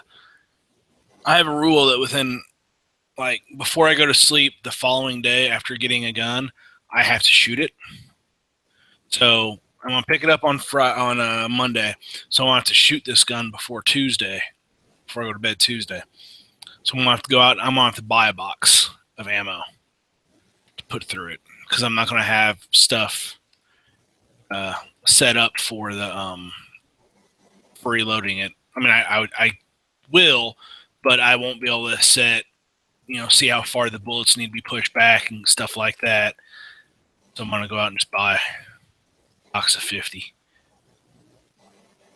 Do you ever, if you're loading rounds that have the cantilever in them for crimping, do you ever ignore that? Yeah, I always ignore them. I mean, it gives me a good starting point to for whenever I start loading. I haven't actually ever ignored it, but I've thought about it. I was just curious if it was something worth messing with.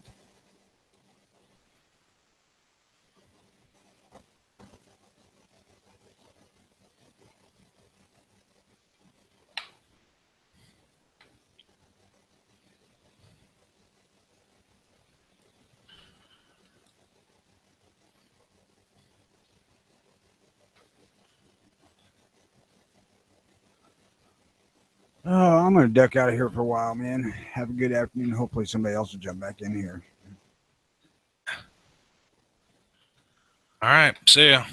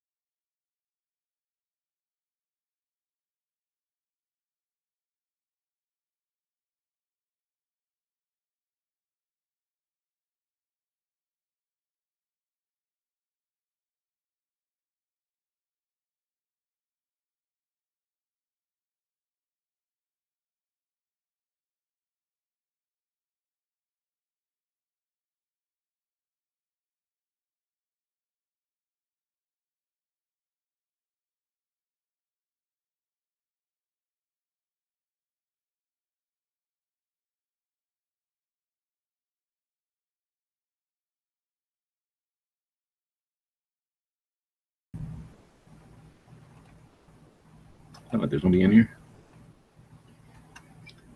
I thought I seen Foos asking for a link before.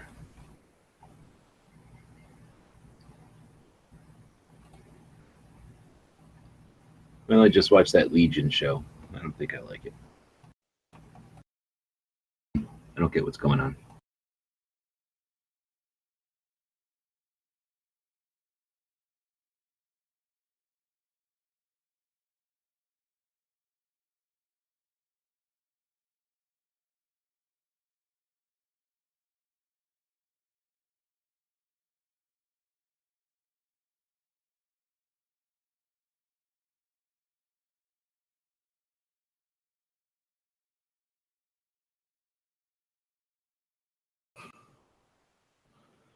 And it's the lobby again.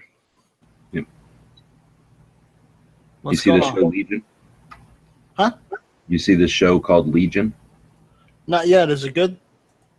I mean, it's well made, and it's probably interesting if you understand what the hell's going on, but I can't follow it. I don't know what's happening. You into comic book movies? You know X-Men? No. I Okay. mean, just from watching the movies, I never read the comic book or really into that shit. If you've seen the movies, you've seen how Professor X is, right? You know, bald guy, psychic powers. Mm-hmm. Yeah, it's supposed to be his kid. Yeah, Legion is his kid, They which make the show like it's like flashbacks mixed with like parallel universes mixed with his dreams, and it's like 5 episodes of like spaghetti that's all raveled together, and I guess that's half the fun, is trying to figure out what the hell is going on. But it's like dream to ultra reality back to real life to like, oh no, that was just all something else, and then whoops, the dog is this guy.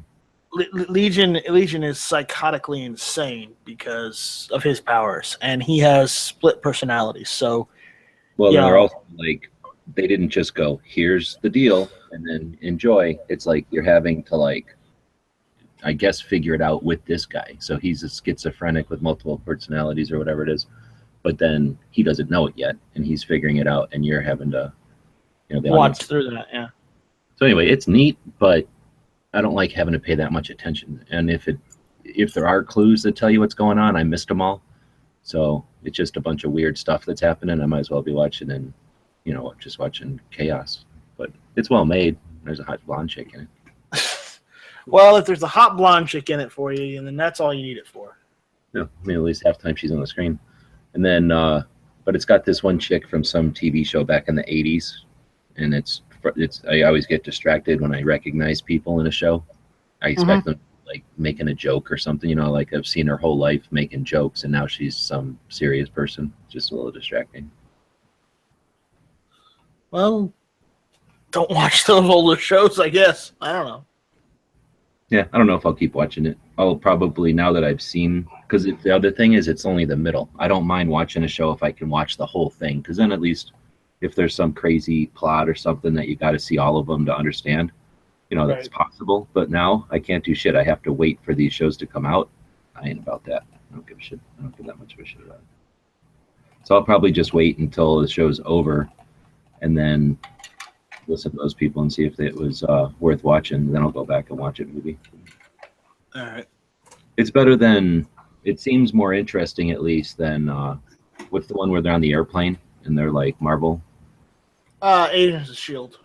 Yeah, that one was more like just cut and dry, you know, here you go, here you go, here you go, here's a little adventure, here's a little adventure. This one actually seems better made than that. They're putting more thought into it or something. It's just I can't follow it. Yeah. I usually wait for a series to wait for the first season to be out before I go and watch it. Yeah. Sometimes there are series I will watch. Wait for the 4th season or the full season? The full season. Oh, I thought you said 4th. Yeah, I definitely agree with you. What's the point? When you can watch the whole thing, why watch them one at a time and wait? I forget everything. Yeah. No, not everything is on Netflix for you to be able to do that. So sometimes I have to use alternative methods is what the words I'll use, and we'll leave it at that. Yeah, enjoy the pleasures of what the internet provides, the internet bounty. The internet bounty, yes, exactly. But you know, though I will say Black Sails is really good. It's really I good. haven't tried starting watching that one, but that's pirates, right? Well, ooh, I guess that was too fast. Holy That's shit. pirates with lots of guns, lots of swords, and lots of action. Yeah, that I'm not in. I don't like swords and pirates and shit. There's guns. There's guns, though. Did I mention there's guns? Yeah, but like black powder or flintlock, single shot type of guns. There's cannons, too. And blunderbusses. Mhm. There's just no pleasing you sometimes. Yeah. You're No, I too just- hard to please. What are we going to do with you? I just never got into pirates, is all. Oh, I still got to put the blue ones in there. That's what's screwing with me. Where are they? That's the question. So, pull that in. Are y'all just off today? Are you working or what's going on? I'm not doing anything. I'm just chilling. Does Sean do this when he's at work? He doesn't work on weekends, does he? Yeah, he does. Oh, he does. So he's got. He puts I don't this know. on. Sometimes. I don't know if he does this if he's at work today and if he's doing this at the office or what, but he does it sometimes at the office and shit happens. So now let's try that. Save.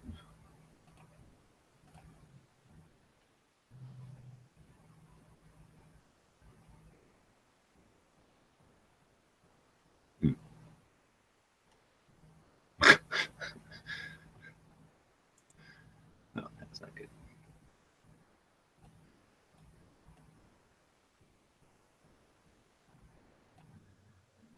All right, I'll be back in a minute. All right.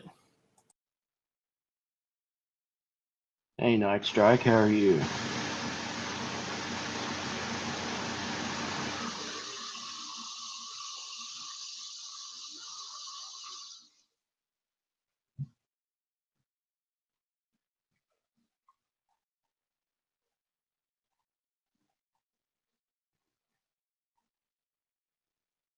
Ooh.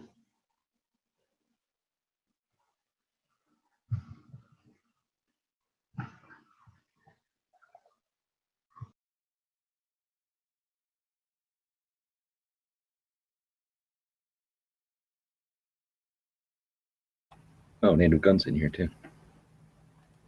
Mm-hmm. Hi, G. How are you doing? Good. Where are you at?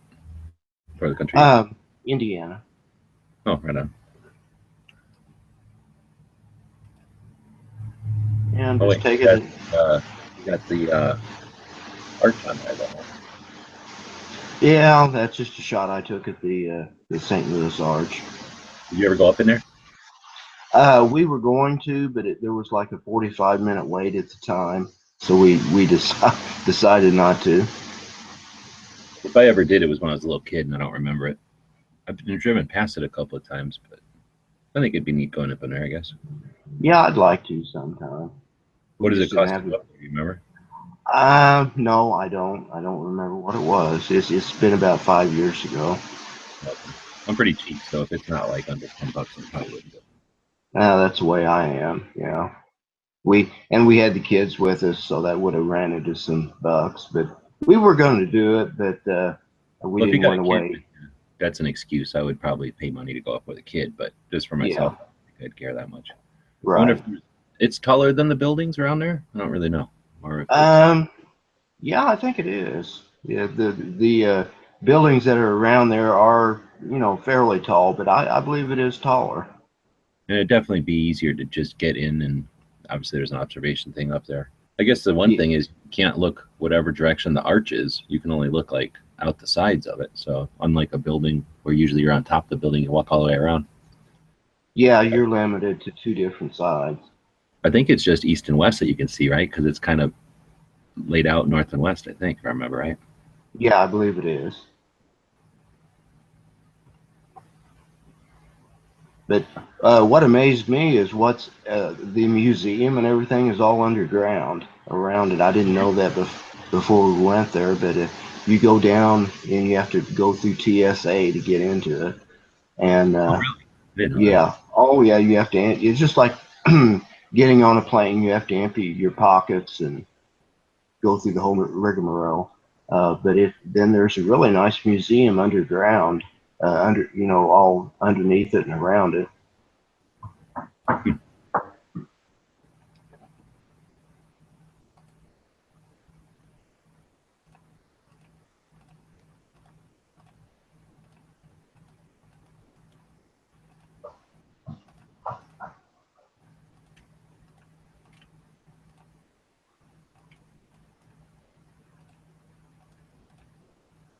I'm just sitting here doing work, so I figured I'd jump in the chat, be back and forth as at some point I'm gonna have to narrate some shit, but right now I'm just trying to get, like the timing down.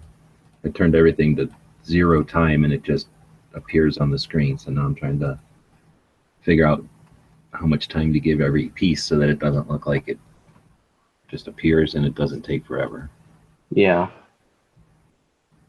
Yeah, we just got back from our CPA trying to figure out our taxes for this year, so that it's been a fun day. Did you were kidding or like you came out good?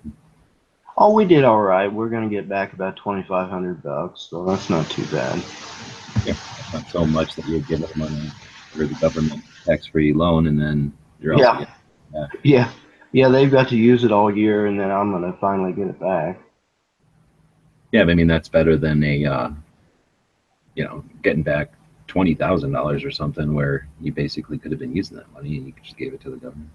Yeah, that's true. Yeah. See, I think I'm going to get rid of these. So is that going to guns at all?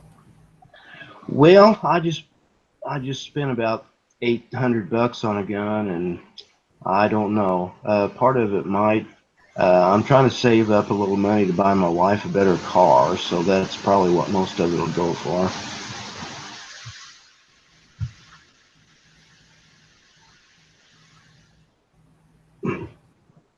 Got to take care of the family, Oh yeah. So the guns are for to protect them. Yeah, that's true. All right. So what does this look like?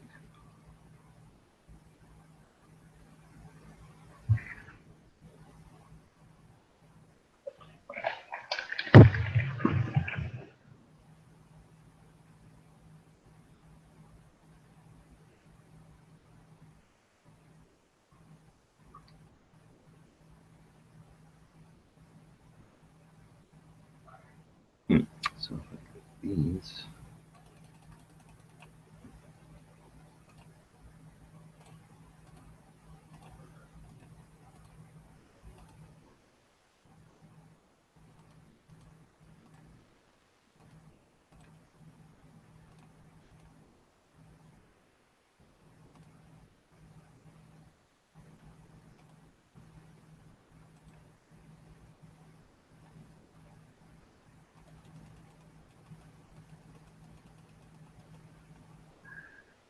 Wish these things would be in color down here. They make it a lot easier.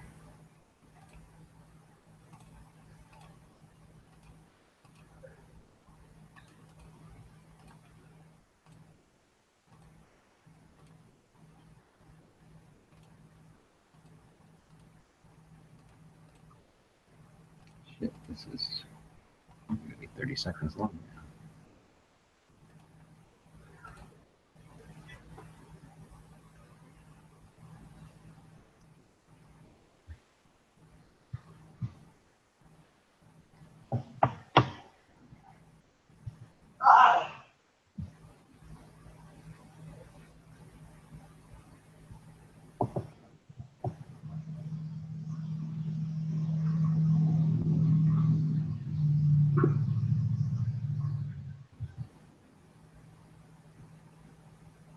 Looks pretty good. Freaking takes 3 hours to make what, probably 10 seconds worth of freaking video here. Hopefully it's something I can use over and over. I'll be right back. Okay.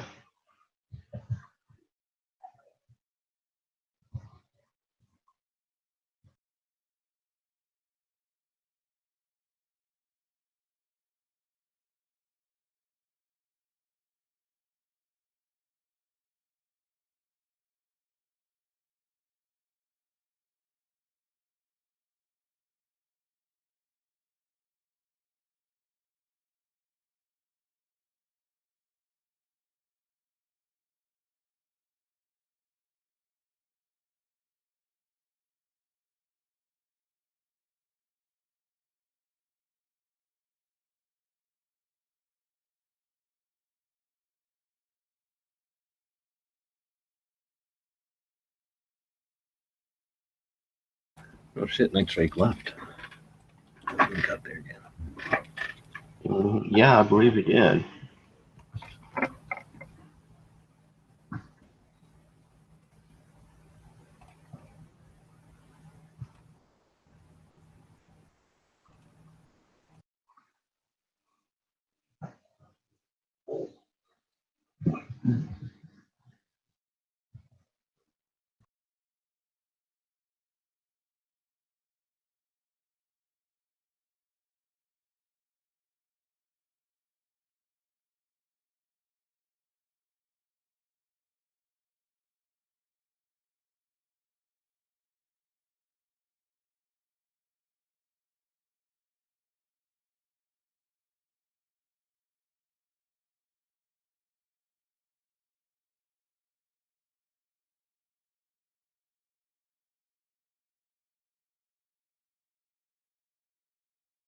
Well, it's 3:57 p.m. here. Uh-huh. Click add to clip.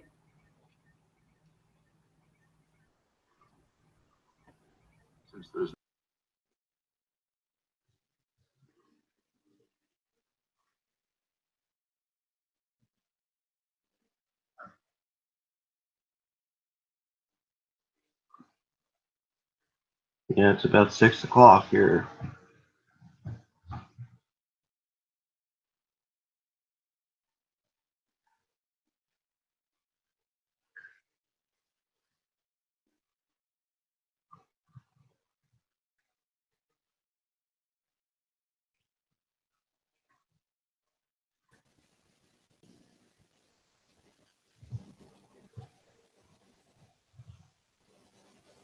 Hi, Tony. How are you?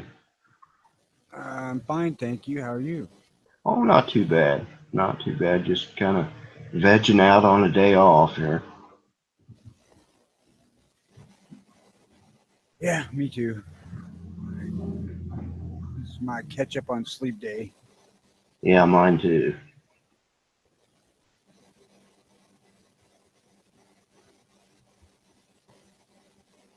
So what are we talking about? Oh, not much of anything really. G was working on I believe, a little video work. And Night Strike was here, but he took off. Yeah, I'm just getting some preliminary, like, what do you call, like, foundation video stuff in for a project I'm working on. Just had the chat open.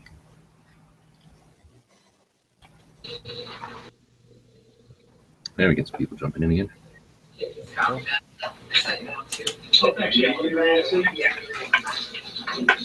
You did get the various outlines on the. I forget where Bill's at though. Where you at, Bill?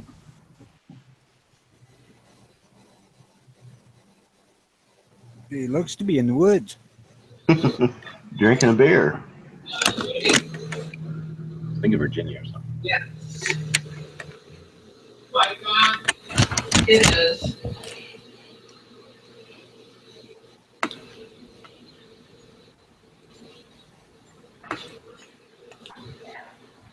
Oh no, that's a Tons in percolator. Texas. We got Illinois, Arizona, Texas, and Indiana, and then wherever Bill's at. Yeah, I just setting up my headset and stuff. What part of the country you in?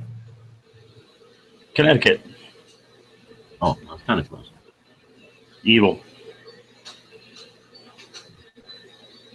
It's pretty cool. Well, you had Connecticut, you had that Rick from Rhode Island.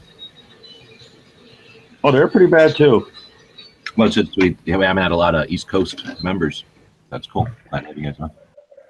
Yeah, we're all battening down for the blizzard that's coming in a couple of days.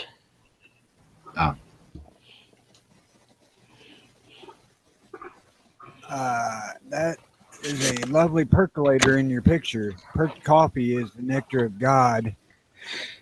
Yeah, that's me at one of my camping off the motorcycle there.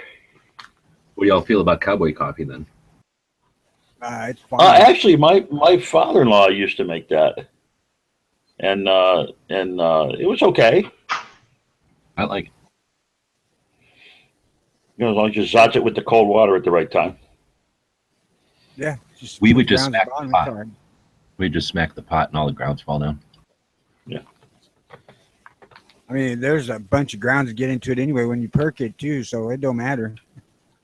Now I like a French press. I figured out those things, and it's basically cowboy coffee, and you just smush it with that piece of filter. So if you got like well, I don't know about camping, but if you got one in the house, so that's basically cowboy coffee. Call it fancy. I like them, but they're a bitch to clean. That's a good point.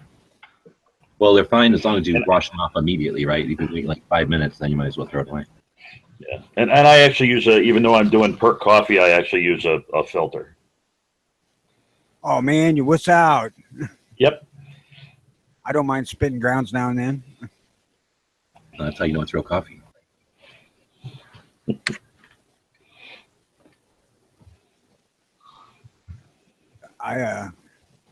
But the stainless steel pots are, you can clean them with bleach pretty easily. Mix a cup of bleach in with the hot water and perk some bitch normally. It clean it right up. See, I worked at basically for Starbucks at a Barnes & Noble, at their coffee shop thing. You end up working for Starbucks, but you're really working for Barnes & Noble. So you end up getting trained by Starbucks. And they have this powder that you put in there, and it just does the opposite chemical. So it works the best for cleaning out.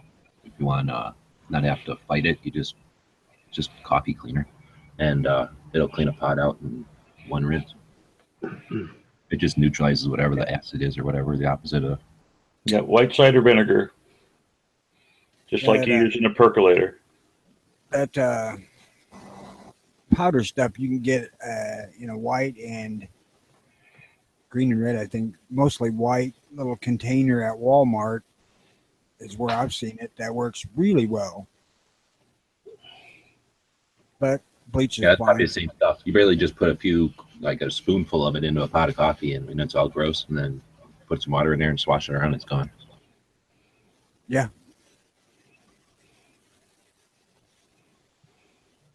I just perk mine with bleach about once a month.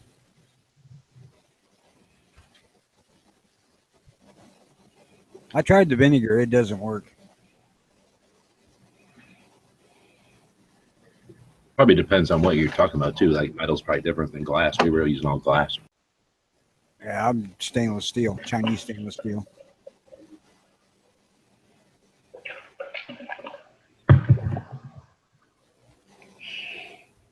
Tell you, my coffee, my dear old dad won't drink it. He's like, son, this could be a whole damn pot of coffee in this cup. Yep, Dad, why waste your time with all that extra water?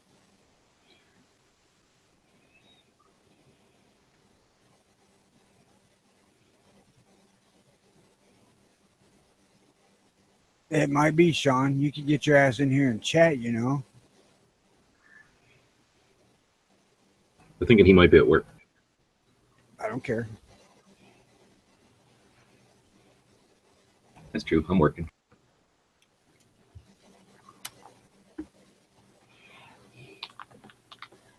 Kind of easier when you work on the same computer you're chatting on.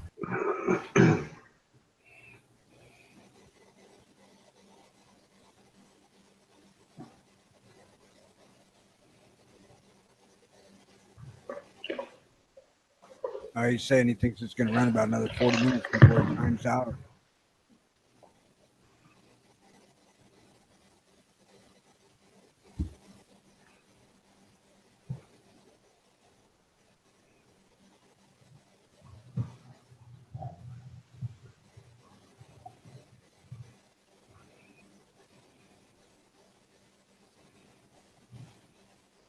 Get HVS to come in here and tell us about that land he's buying in Hawaii. Did you guys hear about that? Are you around to doing it? Well, he went out and looked at it, yeah, and he posted a video. I haven't had a chance to see it yet. But he's buying 2.2 or something acres in like it's from what it sounds like, it's like on the side of a volcano. I would have thought it cost a shit ton of money, but it's only like 30 grand. Yeah, he said it was up against a forested area or something, or a forestry area. Well, like, what is the company? He said the company. It's like Planters Nuts or somebody, like some company that had land out in Hawaii for planting back when they used to still plant stuff out there a lot. Owned some land on that volcano. He said, I think something like the Hawaii traded them so that they could have their other land that they really owned for a park or a preserve or something. And they gave them this other chunk of like useless land, basically. So it's like vertical land. It's up and down the side of a volcano. So some company owns it. It's not the government. But got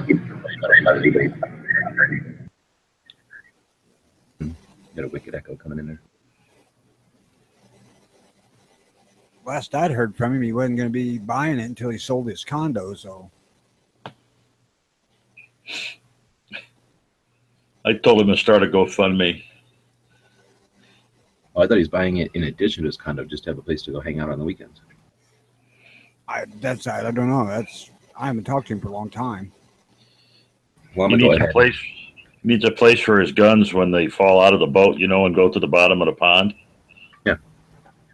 I'm going to go ahead and suggest he just buys that additionally. So now it's settled. He can just go buy that and have it as a place. And then if he wants, when people come out to Hawaii for gun channels, we can just go camp on that land.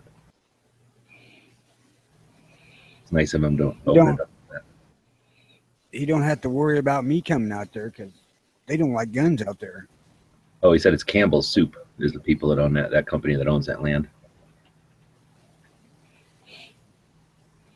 What I'd be worried about buying land on the side of a volcano is if some like evil mastermind buys out that volcano to make his lair, then I wouldn't want to have to own land on that kind of volcano. Oh yeah, then you'd have to deal with all them secret agents hanging around and stuff. Jesus. Yeah. Always walking through your shit, maybe robots or something. None of that bothered me as much as an eruption. Well, you figure the eruption would be annoying, but it would end up giving you more real estate, probably. Yeah, but it's rough on any structures you built. This is how I would have run Hawaii. You would build your buildings as like big, made out of stone, like wedges, like chevrons going down the side of a mountain, so that when that lava comes flowing down, it just parts and flows right past you, and then every time that happens, you just add more berm or whatever. Same thing you do with water. Yeah, you ever cook a turkey and upside down with charcoal in a like a steel can? Mm-mm. I think that's what it would end up happening to you. I think you'd end up becoming baked Hawaiian. Being cooked in the middle of all that lava flow? Yeah, maybe. Yeah, I think so. So that's why you build your house on stilts then you're just up in the air. You're right. I don't know, man. They survived on Lord of the Rings and all that freaking lava flowing around them, laying on them rocks. Yeah, just hide in the middle of the rock. But Yeah, that's they even really worse, wasn't even that really was in a sweating too hole. bad. That was like down in a hole or something. This would have all, the wind would just keep it cool up in the atmosphere. Yeah, it'd be great. They were ready to die, and then the Eagles picked them off.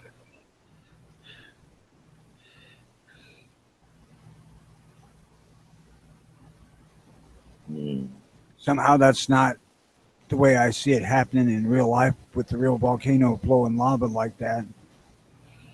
I don't know, but I've seen pictures of people walk up to the lava, either in the top of a volcano where it's just bubbling in the top of the volcano, or else when it's creeping out into the ocean like that. You've seen videos where people walk up and stick like a hot dog on it or whatever. So it can't be like, it doesn't kill you just to stand near it or anything, I don't think. I've also seen them where they have like big fire suits on to do that, but I figured that's when they were near more lava, maybe. I don't know. The guys from the Yeah, that UK Top Gear drove a freaking Toyota up to near the edge of a volcano on reasonably fresh lava. I mean, it was hot enough that they were cooling the tires down with water, but it was like up in Iceland or somewhere where it was really freaking cold, but they were still melting the tires. So it may not be as hot as I imagined, but I'm still going to keep that thought. Just stay the hell away from them. Yeah, I mean, it's so slow though. I'd be curious. I'd go up and look at it if I was standing next to just the lava creep or whatever. Because I have seen something now that I think about it where I think they were taking like 2 metal poles and sticking into there, and they like broke out. They like managed to like pry a piece loose. This was somewhere in mainland. I don't know if it's different lava out there, but they went. It's almost like blowing glass, like the melted glass. They kind of like poked at it until they could pull a piece off, and they basically created a rock out of the lava flow, and then it cooled pretty quick, and then they threw it in a bucket of water, and it boiled for a while. It was on some show from a geology class or something, probably. Hey, that's a great idea for instant coffee. A couple scoops of coffee, a chunk of hot lava in your pot, and you're done. Yeah, exactly. Or your swimming pool. If you're in Hawaii, waste all that time heating a swimming pool. Just go grab a bucket of lava and throw it in there. That ain't a bad idea neither. HBS may be on to something. Well, you figure the land he's talking about is literally on the side of the volcano or whatever. So if you were to buy that land and start digging, eventually you're going to get close enough to the mantle or whatever, the lava down there, and then you could put some sort of heat generator in there and start making energy or making electricity off of that. Yeah. Yeah, Just put water down there, boil it off, make a little steam generator. There's definitely a shitload of geothermal energy there.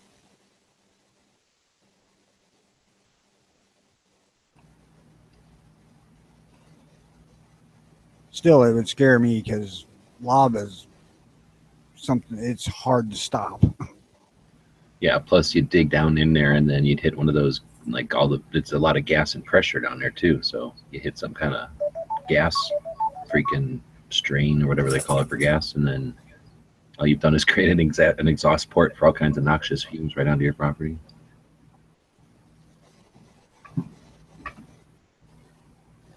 Yeah, this kid ain't gonna play with lava. I'm too old and too slow for that shit.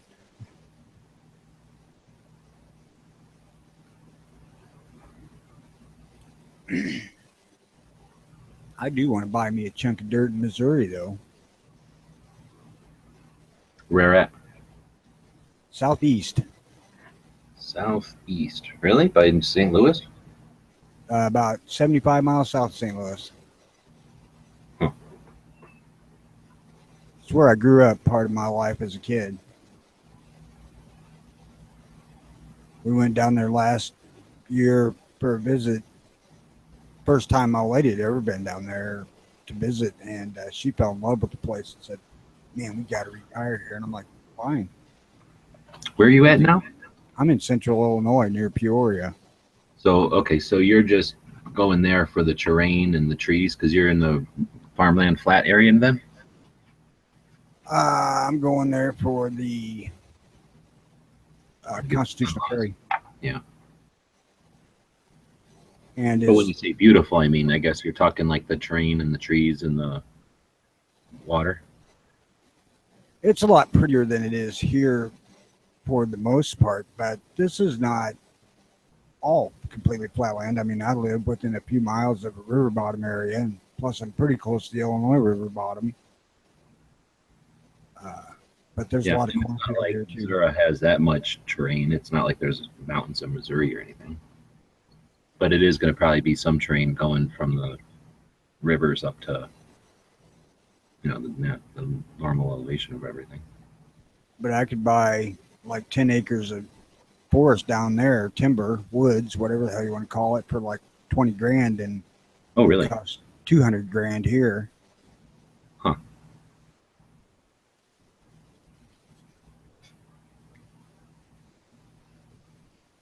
Well, part of that's because there's certain people down there that would like me to move back. Kids I grew up with, and they're willing to sell peace and shit. Oh, like okay. that. Not like land is that cheap. You're just able to get it. Well, that's always attractive. It's pretty cheap down there because it's not, pristine big timber. It's just scrubby ass woods, Mhm. and it's close enough to the Mississippi basin that it's not worth cleaning out to make it tillable because it floods every year. At least the bottoms do. So there's a lot of scrubby woods down there, and it's not really worth $2,500 an acre or more than that. Tillable flat ground is probably 3 times that, but there's not a hell of a lot of that in that area. Yeah, that's got to be frustrating. I imagine if it floods often enough that you have to, unless it floods in a good way, but probably not anymore. Probably Nah, hazardous waste on your shit. It's basically where I want to be is like 10 miles from the Mississippi River, and then the floodplain is probably 3 miles out where it is flat ground river bottom, and then this is just mostly low hilly stuff. So if the river comes up like it did last spring, it floods up to within a couple miles of the town I want to go to. So, they don't clear the land and make it tillable because it's just not worth the effort. You just about have to go and see the place to get what I'm talking about, really.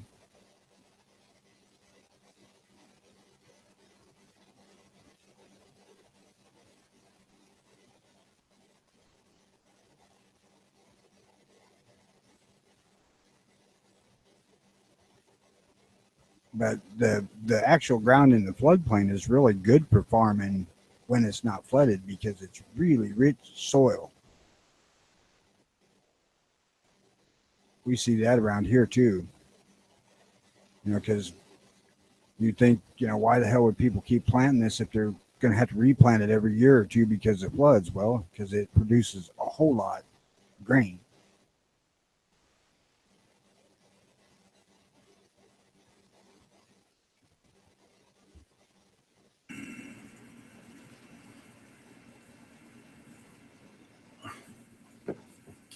Somebody say the magic word. Hey, HBS, long time no argue. Well, hard to argue with you if nobody sends me a link. The links get posted every day in the chat, man. Well, you stopped posting them when I look, so.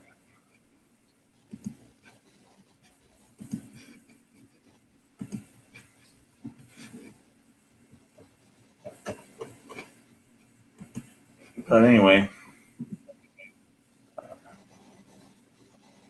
far as me, So what do you? We weren't in Yeah, the Crimean War, were we?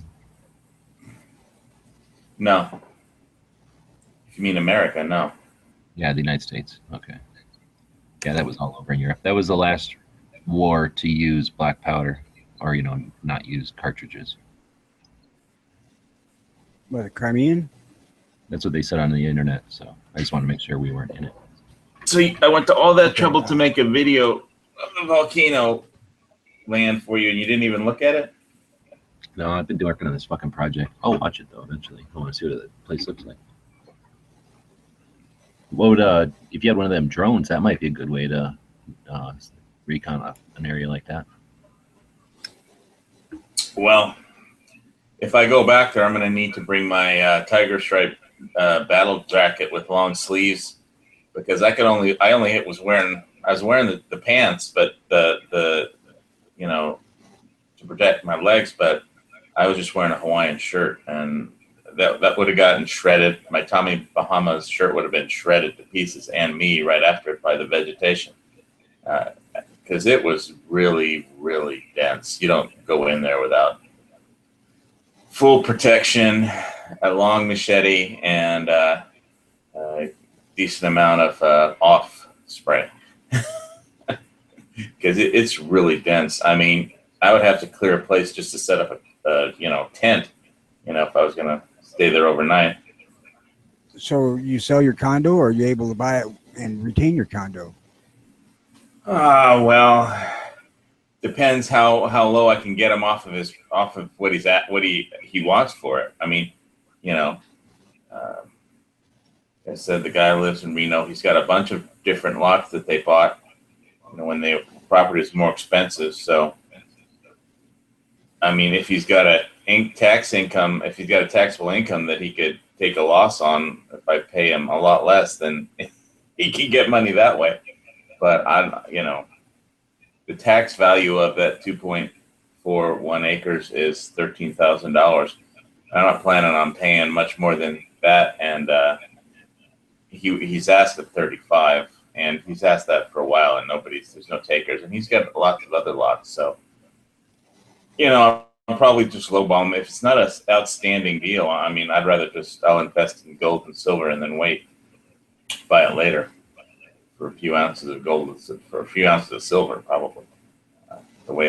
Just on the 16th, I'm not going to do anything before the 16th, because that's when if the House and Congress doesn't vote to increase the debt ceiling, then you could just kiss your fiat currency's value goodbye, and then precious metals will take a moonshot. But I'm not hoping that happens. But never underestimate the stupidity of politicians. I mean, what? I said that's a fucking mouthful right there. Never underestimate the stupidity of politicians. Yep. Well, their main mistake was in 1913, passing the Federal Reserve Act, and they've been printing money ever since. And at some point, between 9/11, George Bush doing what he had to do, spending all kinds of money, and Obama spending all kinds of money, and healthcare, Social Security, and the military, we're at $20 trillion in debt, almost, like 19.98 trillion. So, I would feel more confident investing in metals than, that real estate. How rough a terrain is that? Because it seems like that's 30 grand is pretty damn cheap for Hawaiian dirt. Well, it's got some good points and bad points. Good points, it's a killer bug out location. It's got, tens of thousands of acres of just forest and volcano. But I mean, when I say it's like when I say it's thick, heavy jungle, I mean it's thick, heavy jungle. If you looked at that video that I posted, I didn't march in that far because I didn't have the right jacket to do it. But I would have been shredded to pieces trying to. Besides, I had to meet with the real estate guy. All about the right windbreaker. Makes it or breaks it. Well, yeah, I needed my Tiger Stripe BDU jacket to keep the the bush from scraping the hell out of me. I'm running cell phone internet speeds, man. I can't watch any freaking videos. Well, yeah, it's not that long of a video, but you get the idea of, what it's like as far as how thick the bush is.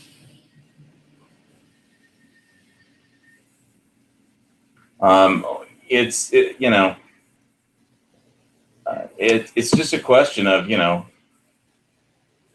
how low of an offer will he take? I was thinking about $15,000, but the real estate guy didn't think he would take it, but he didn't want to discourage me from just giving him a low ball offer. I mean, he'd write it up, but I'd have to give him a couple $1,000s in good faith money, but whatever, I can do that. It's just, even, if I buy it, I have enough money to build anything on it, myself, so, or even clear it. Because the only way you're going to, make that into anything usable is by hiring out a D9 for a day and clearing a driveway and a house pad. You can't do it by hand. It would be fucking ridiculous. I mean, if you had like 100 guys, maybe, but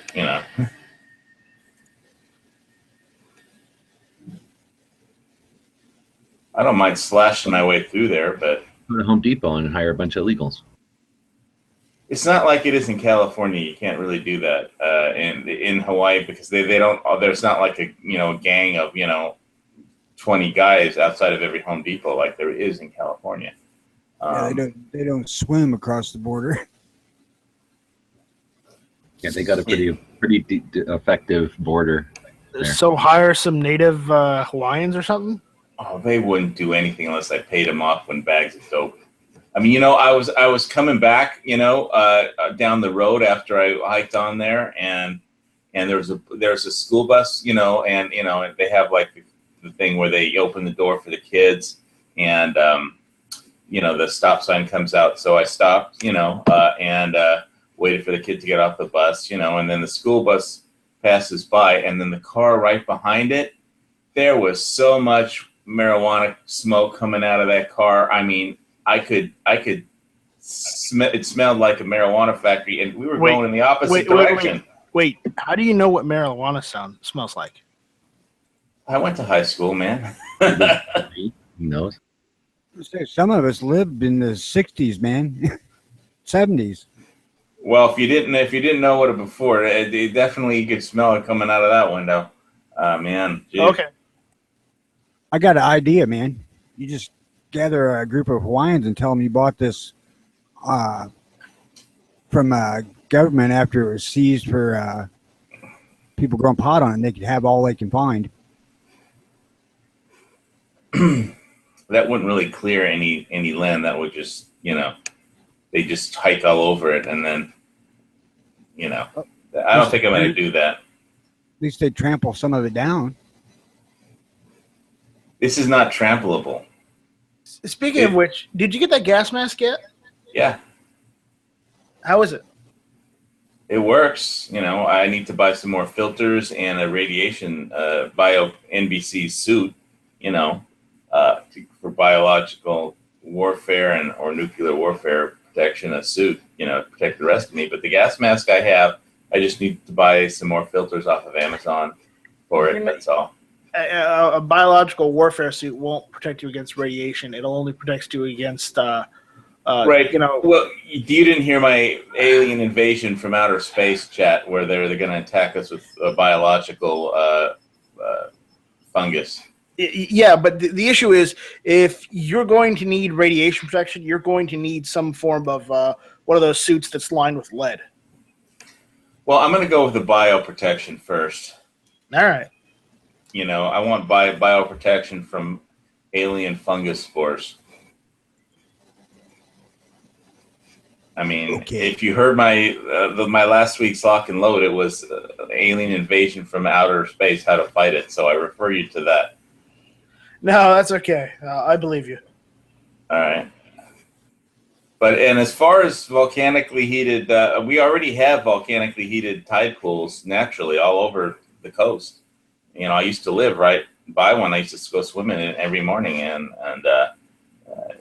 there's public ones where it basically what happens is the water seeps down through the rocks into the lava, which is several hundred feet underneath the land, and then the water turns into steam, comes back up those same cracks, and heats the pond. We have volcanically heated. It's like almost basically hot tubs. Do those things like fluctuate, or are they really consistent, like temperature wise? Yeah, they're very consistent. I mean, unless there's a huge tidal surge that just pumps a bunch of cold water into it temporarily. Obviously if the tide, there's a really high tide or a tidal wave or something that pushes them up. Like one day you go over there and it's like hot enough to cook you or anything? Like no. We was discussing you having a volcanically heated swimming pool once you got your property. I don't think I'd have to dig straight. I'd have to. What is Sean Connery? No, we're saying that you should go down to the lava flow with a pickup truck and grab like a bucket of lava, take it back to your swimming pool and throw it. Bucket of lava. It doesn't work that way. Besides, park rangers would throw a tissy fit if you tried to do that. No, you'd have to get a pneumatic drill. You have to rent a pneumatic drill from like HPM, which is like a local Home Depot company, and that rents power tools, and so you'd have to rent a pneumatic drill and then drill and down until you hit lava. I don't know how many feet that would be. That depends on the geology of that particular lot, but I don't think that's how I would heat it. You just get propane and heat water like everybody else. You build a big propane tank and you can have your own pool, or you could just get a hot tub, and run it off the solar panels. Now, here's the thing about that property. There is electric, but it's like 8 lots away. Or it's like more than 8 lots, but it takes 7 or 8 power poles, which would cost about, $7,000 a pole. So the thing is that everybody, it's like about 10 lots away. So every lot, and there's only 1 or 2 houses, but every property owner would get, if I bought that land and applied to the Hawaii Electric Company, also known as HELCO, for them to hook up the power, they would send a letter to every property owner, and if anybody wanted to, kick in, basically the power company pays for 1/3 of the cost, and then the rest of it is amortized over 30 years. But for every owner that kicks in, it goes down by, that percentage too. So it would be a few $100 a month just to have for the charge just to hook up the poles, not counting what the electricity is if you want AC. If you could put up solar panels, but obviously it's, DC is a lot different than AC. So. Well, no, you get a inverter to take care of that. My buddy down in Missouri built him a little cabin, and they wanted $10,000 up front to run him power to it. And he's like, "Fuck that!" He went and got solar and set up a solar power. He doesn't live there. It depends. Yeah, well, that makes all the difference. If if you want air conditioning and shit like that, but it's pretty cool up there, because it's hot. It's 2,500 feet up on the mountain. So and it's pretty cool around that area as far as the weather. The real funny thing is, just as I was saying, I think in the lobby or something last night or the night before, whenever it was, there was like 3 to 4 inches of rain per hour. Just as I was leaving, I heard the civil defense alert on the radio. Hail and winds and 3 to 4 inches per hour in East Puna and going up the volcano. It's all microclimates. Basically, what happens is the rain comes in from the ocean over the east tip of Hawaii and goes uphill up the volcano until the wind isn't strong enough to push the moisture, and the clouds just kind of stall out at one spot and just do a massive dump of moisture. So it can even be more than 4 inches an hour. But yesterday it was, or whenever it was, two days ago, I forget what it was. Anyway, I got the civil defense alert, about it just as I was leaving. I guess I picked the right time to, just did enough hacking around, and then went over to a house that the real estate guy was working on, talked to him for about an hour, then I left.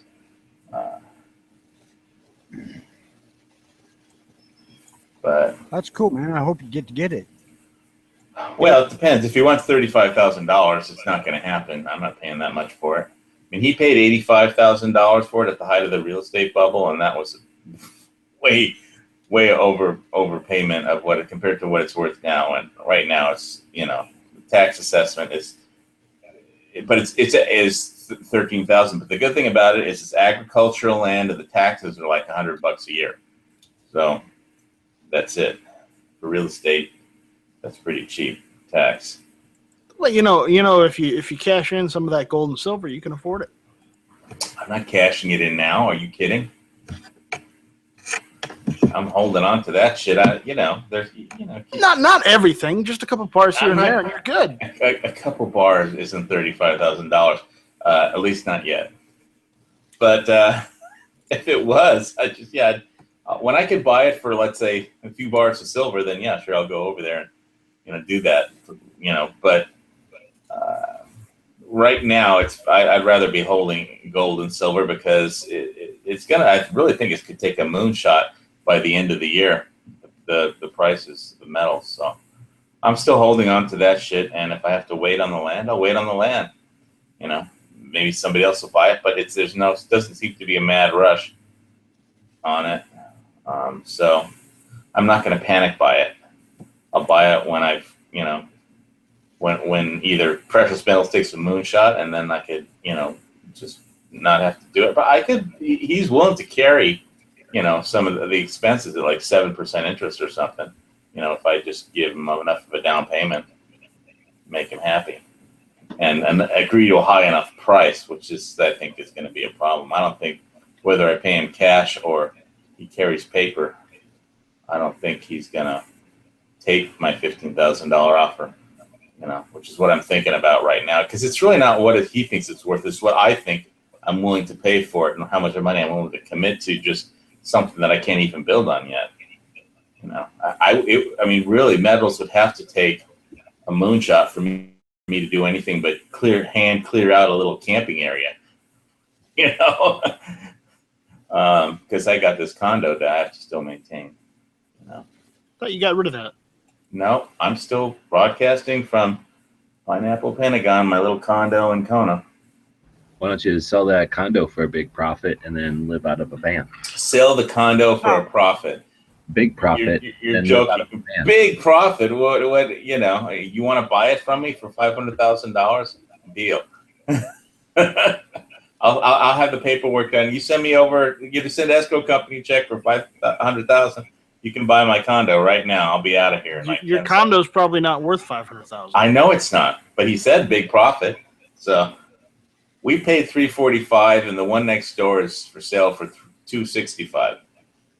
So that's what the real estate bubble popping in. And to me, it looks like it's still overvalued. That other one that you're talking about has a bunch of jerks for neighbors, so that takes the property value. Yeah, it has some crazy gun freak next door. So that. But we did put $20,000 into Pergo, Tiger with laminate flooring, and new bathtub, new bathroom tiles, wall tiles, floor tiles, big piece of marble for sink counter, and just redid it really nice.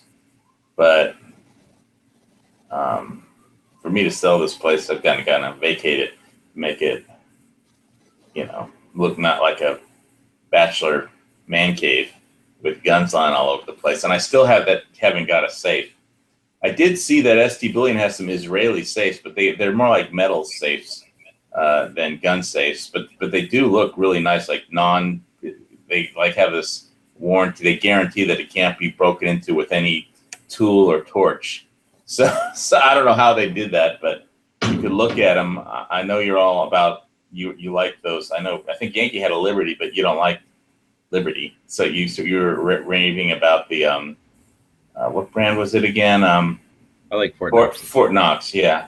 But I think you might like to check out the ones they have for sale on ST Bullion from that Israeli safe manufacturing company. I don't know if they're any good for guns, but they have a really expensive one that was they guaranteed you couldn't torch or use any power tool to get through it. So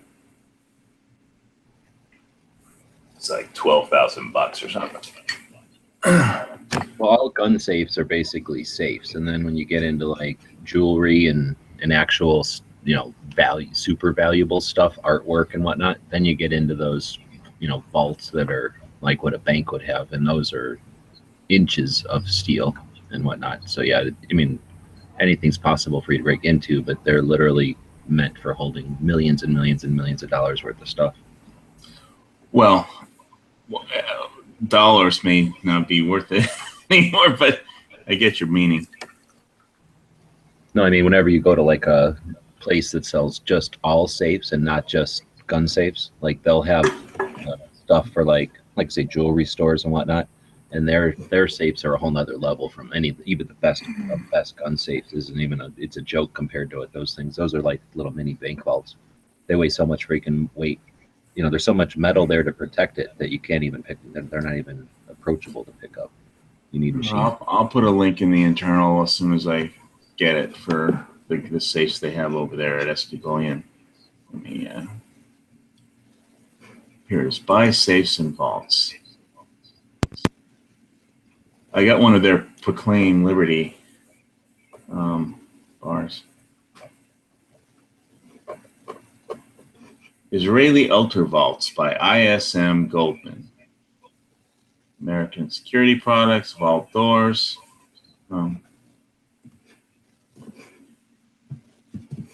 Okay, let me throw this link in. You can click on the Israeli one or whatever you want. It's in the internal.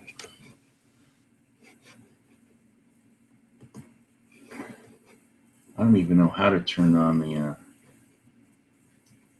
way to let people donate money to my YouTube channel. But anyway, I'll put a link to my video of me hacking around there.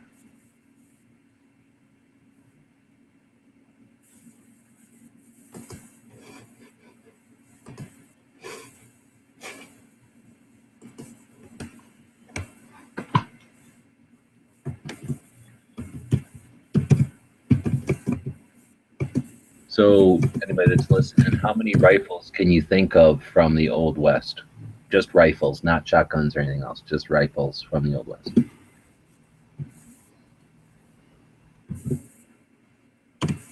Who, me? Anybody who's awake and... So rifles, can we include rifles from the Civil War? Anything from like 1800 on. Yeah.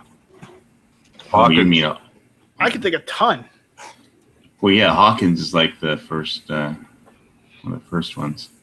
Hawkins, okay. There's also the volcanic rifle. Yeah, volcanic. Which then became the Henry rifle. And there's the Menard rifle, And the Winchester. the Spencer carbine. The Shotguns don't count because shotguns count, but the Winchester 1886, the 92, the 94 come to mind. Hold on. You said the 86. Which ones? Winchester 1886, 1892, 1894 come to mind. And are those the three that are kind of all the same, and then the 95 came along and it was a little bit bigger? Yes, but they were all made by John Moses Browning. Yeah, John Moses Browning was the one who tried to get Winchester to go to a pump action, but they stuck with their lever action shotgun, which really sucked. Well, he still designed them either way, so Let's go back to the beginning. You said Hawkins and then volcanic. Yeah, Hawkins was one of the first ones. There's also Browning's father's design, which was the harmonica rifle. Oh, really? I didn't realize that was his dad's. Yeah, his dad made the harmonica rifle. Ian from Forgotten Weapons did a whole video on it because apparently one came through the Rock Island auction house. Don't forget the trapdoors and the rolling blocks. Oh yeah, well that's I did mention the Spencer, the Menard. What was another good one? You see, I did Springfield trapdoors and the yeah. I can't remember who did the rolling blocks that I'm familiar with. Civil War, they also had the Enfield, right? Yeah. Oh, that's true. Yeah. But what about switching it or the focus over to Guns of the Old West? Right. Which are the iconic ones from the Old West? Yeah, the 4570s would all have been in there. Yeah. I would say the iconic ones would be the Winchester lever actions. And certainly the Colt. Oh, you wanted just rifles, right? Rifles, yeah. Okay. Well, if it's rifles, then we do have to mention it. The Colt revolving rifle. It's where Colt decided to try and turn a revolver into a rifle, and it did an okay job. It's just don't put your hands anywhere near the cylinder, otherwise you'll blow them off. Well, that works with revolvers too. That goes for revolvers too. Yeah, there's also the Sharps rifle, as Sean's saying. Yeah, Sharps was first. Then the Colt revolving rifle was like 7 years later, and they only made 5,000 of them over 5 years. And then Lamont also made. Lamont. Yeah, Lamont made a revolving rifle too, but he made it in the style of his pistol, which it had a shotgun barrel underneath the rifle. You know, he did that in carbine form too, just like Colt tried to do. They didn't sell too many of them,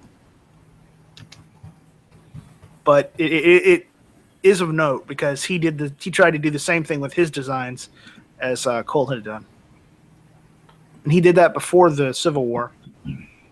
So.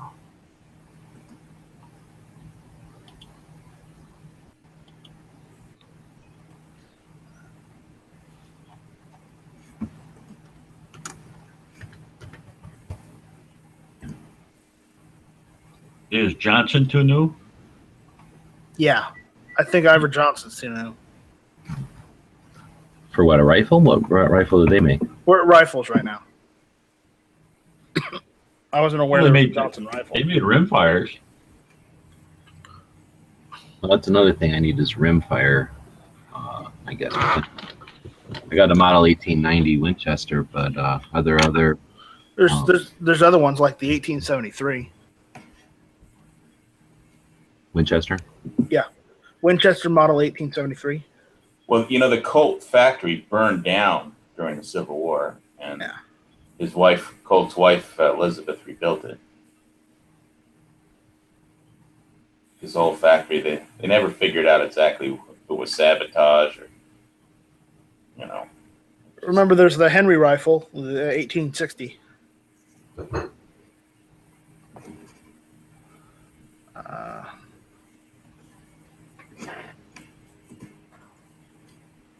So thinking about the Sharps, everybody thinks of the 1948 Sharps. So does anybody know about an 1874 Sharps?